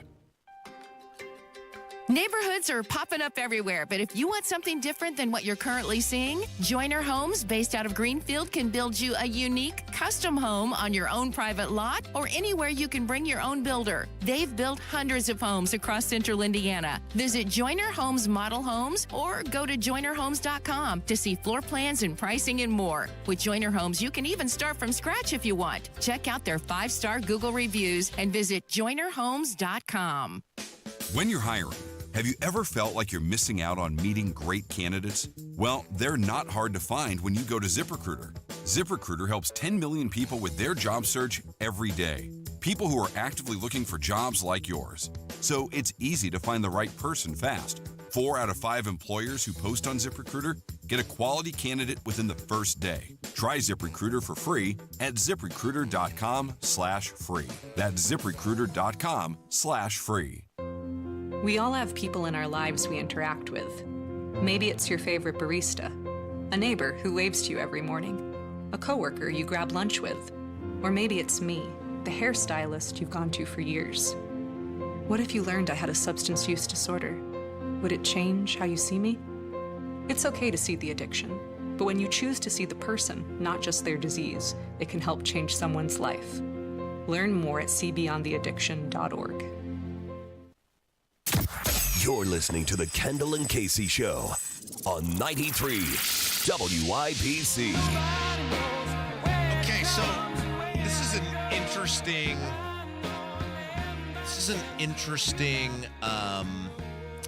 situation that the prosecutor was put in Idaho with this Brian Kohberger trial. So if you haven't followed this, I'm sure most people are at least somewhat familiar with the facts of this case. So there were these 4 college kids who were murdered several years ago in 2022 in Idaho. Yeah. The guy goes into, I mean, we know who it was now, is this Brian Kohberger dude. And we'll get to that in a second. But he goes into this house, he murders everybody, flees, and then eventually the police kind of focus in on this guy. It was a absolutely heinous act of violence that this guy enacted on these 4 college kids. Yeah.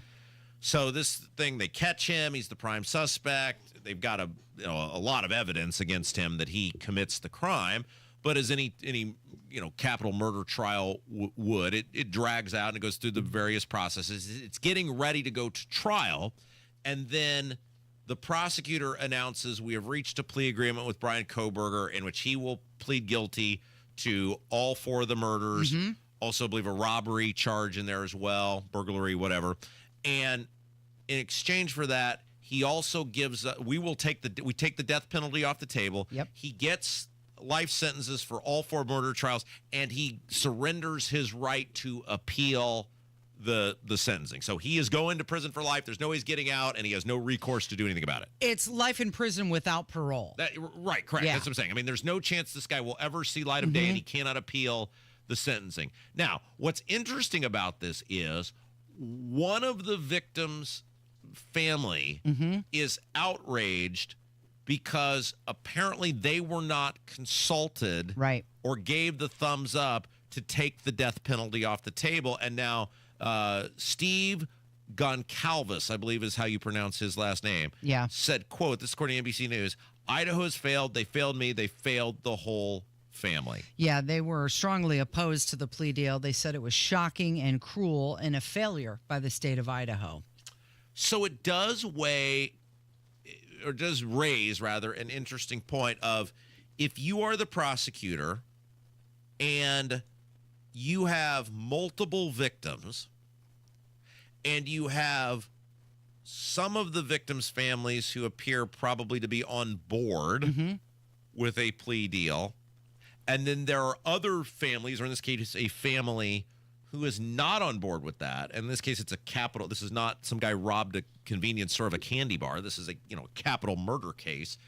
How do you weigh that? Because one of the things you got to factor in is it's a death penalty case potentially. Even if you get it, as we're finding out here in Indiana, it's 25 years. Right. You could be waiting a really long time. The other families, at least some of them, appear to not have wanted to go through this process. It does take out the potential of him winning on some sort of appeal, if you can convict him to begin with. There was no guarantee you were even going to convict the guy. Right, because the trial hadn't even started. The trial was set to begin on August 4th. Yeah. They did have DNA evidence. I mean, it was a pretty solid case. Sure. So solid that he ended up pleading guilty to it. Sure. And it appears he's admitting he did it. Now, I'm going to read you this from NBC News because this is the heart of the matter. And I think this is what the family is upset about. I mean, they're upset about the plea, but it's a alleged lack of communication from the prosecutor's office, which blows my mind that on a high-profile case you could possibly have a lack of communication. It said, quote, the Goncalves family said in a statement the prosecutors vaguely mentioned a possible plea deal Friday, quote, without seeking our input. In a follow-up statement on Facebook, the family said it told prosecutors in response to the possibility of a plea deal that was a hard no from our family. 2 days later, they received an email with a letter that appeared to move forward with the deal. Yikes, an email. That's rough. And here's the thing. It seems like the state of Idaho, they were pursuing the death penalty for over 2 years. And then at the last minute, they changed without any warning and went down to this plea deal. So he goes on to say, quote, they told us it's not really about us, it's about their process. Just shut up and get on board and deal with it. And that's really what they told us. Yeah,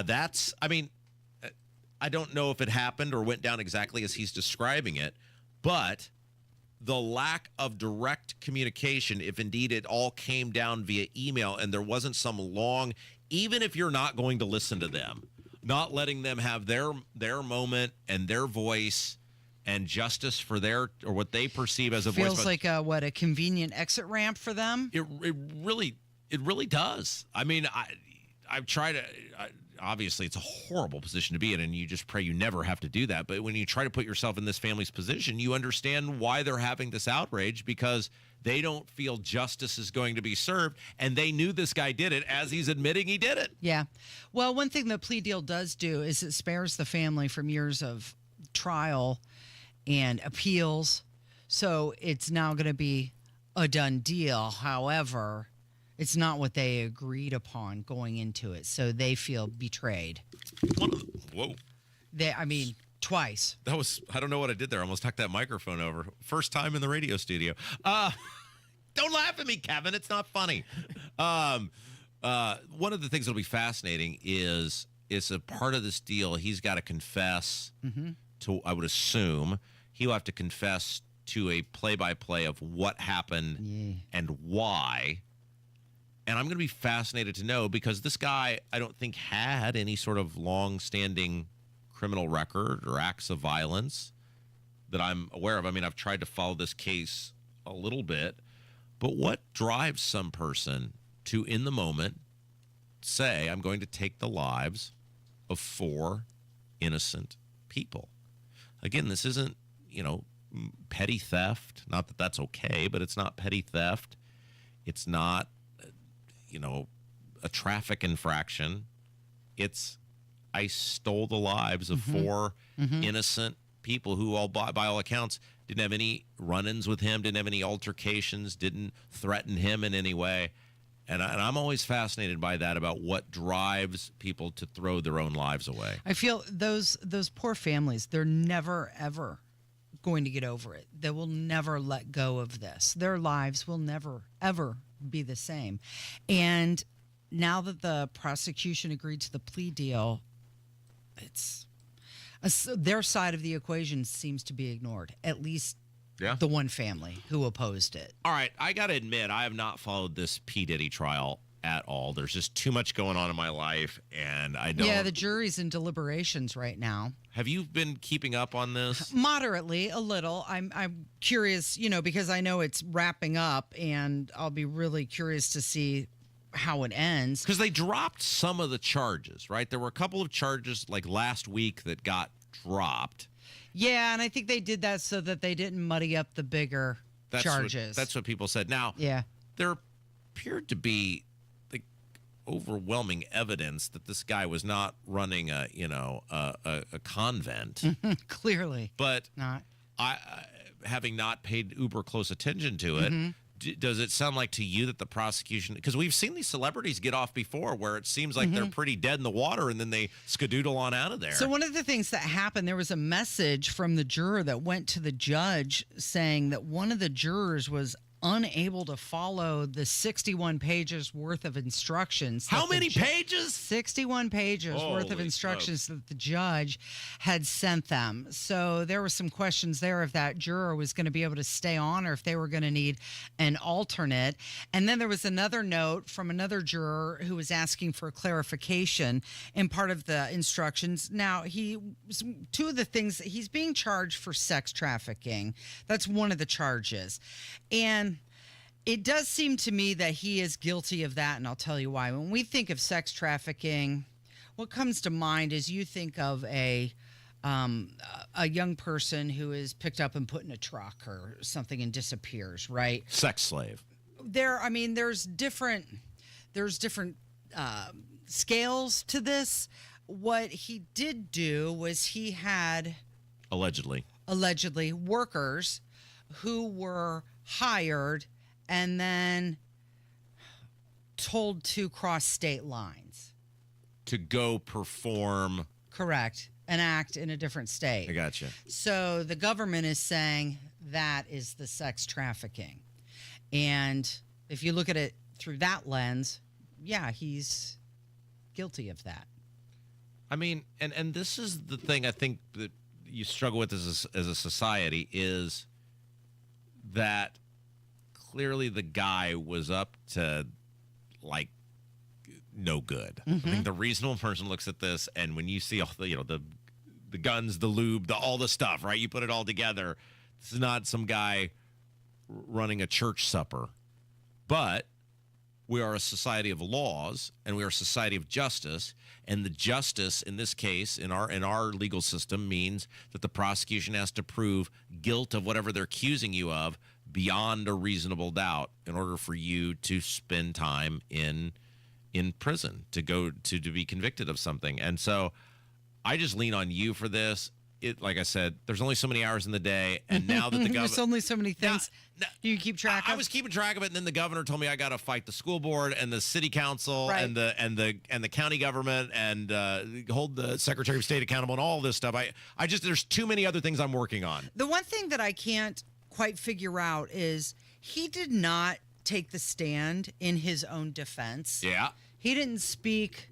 He didn't advocate for himself. So.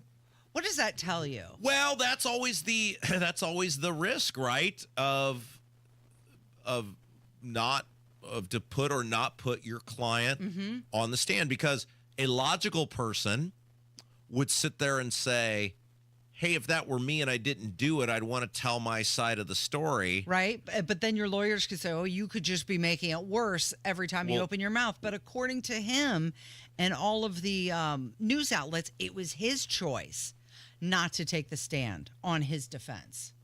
That was his choice. It was his choice. Well, I mean, again, you as an attorney, one, it's obviously he's the client, so you're going to do what he wants. But you got to know your client and know just because some guy's an entertainer, you got to, one, know the evidence, right? And then two, you got to know the evidence versus that person's ability to tell the story, because once you're up there, there ain't no going back. And the door's open, baby. Right. Is he going to be believable?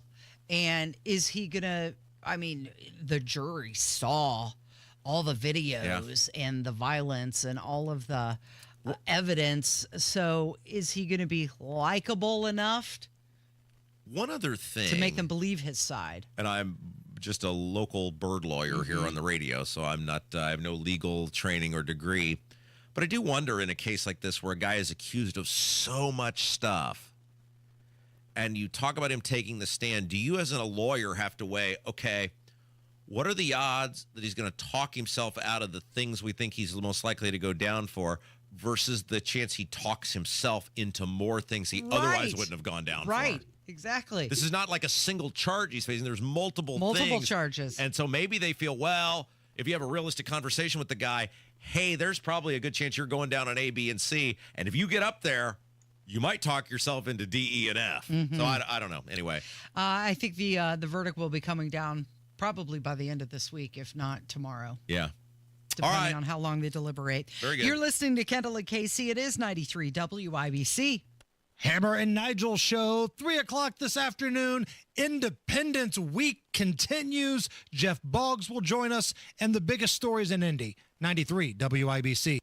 Are you worried about your taxes? Okay, so I'm talking to those of you out there that have not filed in a few years with the IRS or state. It's time to get worried, and here's why. The IRS is getting back from their own COVID lockdown, and they're hiring more enforcers, and they're going to come after people that owe taxes. So if you're a 1099 worker, and maybe you just plain forgot to file your taxes, you need to call the professionals right now at the Tax Helpline. They are experts at knowing the tax regulations, and their goal is to help you pay as little as possible. Call right now and get a 100% free tax evaluation. Remember, before the IRS knocks on your door, knock on our door. If you owe $10,000 or more in back taxes, make this free call right now. Call Texas 321 now at 800-808-9443. 800-808-9443. That's 800-808-9443. Hey folks, Scott Wilson here from Wilson Farm Market, just 20 minutes north of Carmel. We're proud to bring you the freshest produce farmed right here in Indiana and across the Midwest. And don't miss our home-style fried chicken, scratch-made bakery, and a deli packed with ready-to-go favorites. Got a sweet tooth? Check out a variety of old-fashioned candies, the kind that brings back sweet memories from your childhood. At Wilson Farm Market, we're all about local freshness, friendly faces, and food that feels like home. Wilson Farm Market. That's Wilson Farm Market. Hello, I'm Joe Cordell, founder of Cordell Cordell. Divorce is complicated, especially when your small business or professional practice is involved. At Cordell Cordell, we understand that these assets raise unique valuation and allocation issues. For 35 years, we've helped doctors, lawyers, and small business owners navigate divorce with confidence. Call us at Cordell Cordell. Let me tell you, I understand on a personal level, your business is much more than a job. It's your legacy. 101 West Ohio, Indianapolis. CordellCordell.com. Tune in Saturdays 9 to 1 for the Home and Garden Show for advice and fun, brought to you by Michaelis. Water, storms, fire, and wet basements. Life happens. Michaelis happens to help you through it. You support them. Who supports you? Matt Bear and Ryan Hedrick provide insight, encouragement, and resources to help you navigate a loved one's recovery on the Supporting Sobriety podcast. Listen and get support wherever you get your podcasts. Okay, so you sent me this article, and the title alone is just perfect, and I said, let's wrap up the show talking about it today because it's absolutely true. The title is Nobody Has a Personality Anymore. Right. It says we've lost sentimental ways that we used to describe people. And now everything is all clinical and therapy-based. Well, I think we have become a society mostly of robots, in which, like, you think about, here's a great example of this. When I was a kid, every single day, I would come home from school and I would watch Chicago Cubs baseball. Not because the Cubs were good, they were awful. But one of the primary joys was because Harry Carey was going to announce the ball game. And it didn't matter whether the score was 9-1 or 5-4 or whatever. It was 3 hours to watch Harry Carey listen to Harry Carey and Steve Stone entertain you while the ball game's on. And you compare announcers today who are largely stiff, robotic individuals in which one is indistinguishable from the next. I yearn for the days of which a guy with a personality who was the entertainment, who would say funny, crazy, wacky things, many of them often politically incorrect.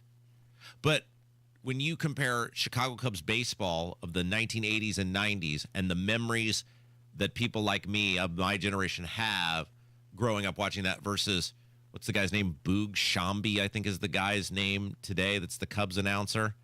I have no idea. Exactly, right? But everybody knows Harry Carey. Harry Carey's the one I know. Everybody remembers Harry Carey. And you extrapolate this out in so much of our society. Why is our show so popular? Because we're so different. You can't box us in.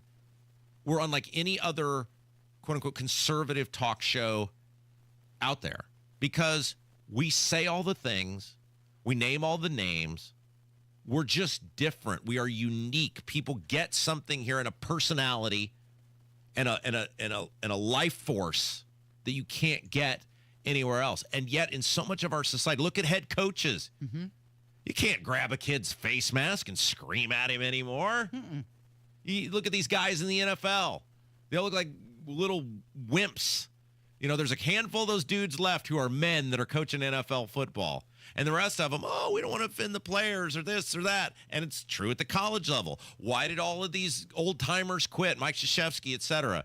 Because they don't want to deal with the crap of not being able to police the players anymore for much of it. And that you extrapolate it out to all of society. We are void of interesting in many cases. So the article says that therapy speak is infiltrating everyday language, and personality traits are now seen as symptoms that need to be managed. They're not expressions of individuality anymore. And I'll give you a couple examples of this. They say that romantic language has been replaced with medical terms. For example, generosity is now people-pleasing. Shyness is now social anxiety. You don't have a crush on somebody anymore. You have attachment issues. And love is now a trauma response for something you experienced in your childhood. And they go on to say that 72% of Gen Z girls say that mental health challenges are a part of their identity. It becomes who they are. Yeah, and you think about the blandness of society. Look no further than the housing. What do these houses have in common now that are built for the most part? Oh, they're all the same. They're all the same. Yeah. And I always say this about the street that I live on and the street that I grew up on. They're not mansions by any stretch of the imagination. And over time, the street and the houses have got a little worn down and they don't look as sharp, many of them, as they used to. But when I was a kid, every house, the middle-class house in the middle-class street I grew up on, and when you drive down the street that I live on today, every house is different. It all has something to it that stands out to the house next to it. There's some character to it. There's some DNA to that house that had meaning about the person that built it. It was saying something about the person that built it, and it says something about the people that lived in it. These houses now, you got 6 options. Choose from one of these. Oh, your color could be different from the person next to you. The housing, I think, is a reflection. We are a society that is void of personality. We are a society that is void of different because everybody just tries to conform. Why has this industry suffered? We do very well, but the industry as a collective, why do we thrive while others don't? It's homogenized. Exactly. Sent in from other markets. It worked in this place, so we're going to do it across the country. And we got rid of the people that were special and the people that were different in order to save money because it became about the bottom line and confirmation and how much can we do for the least amount of money. We're the one place they still pump dollars into, and look at how well we do. Society craves people that they remember and things that they remember and things that are different. I think it also comes from a place of control. Right? Rather than just simply being or accepting, you want to try and control everything in your life. So there has to be a diagnosis for this is why I do this. And rather than that's just who you are. And then to bring it back to the decision makers, because that's what we always do, right? We bring it back to the politicians. What do you see? What are we seeing right now on Capitol Hill? Everybody conforming. Everybody's standing together rather than people standing up for what's right. What did we see during the legislative session?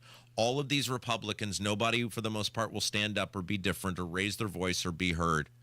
Look at how easily people who we count on get warped into not doing the thing that brought them to the dance and not speaking out on the things because they worry how it'll affect their power or their ability to go to Pizza King or their ability to jump out of airplanes. So many people are scared to do what's right when the people are begging them in society, please be different. Please stand up. Please fight. Please be memorable and do something worth being remembered, and people just will not do it. You're memorable. Thank you, Rob Kendall. Thank you, Kevin, and thank you for listening today. This has been Kendall and Casey on 93 WIBC.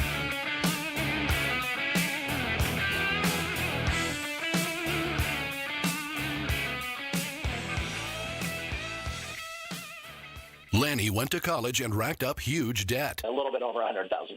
For a degree he couldn't use, now what? I had a friend that went to my computer career. They even helped him get hired immediately after graduation. One of the things I love about IT is that you can work from anywhere you want. You could become an IT pro in just months, including cybersecurity and the basics of AI with zero experience at mycomputercareer.edu. My Computer Career, an elite CompTIA certification partner. It worked for me, and I know it can work for you. This is one student's experience. Individual results vary. You hear that? That's Mike sleeping soundly on a Sunday night. That's because Mike was smart this time. He took ZQL Ultra to fall asleep fast, stay asleep longer, and get the deeply restorative sleep he needs. So now he wakes up refreshed and ready to conquer Mondays. Let's do this Monday. ZQL Ultra. Not for colds, just for sleep. Really great sleep. Use as directed. Keep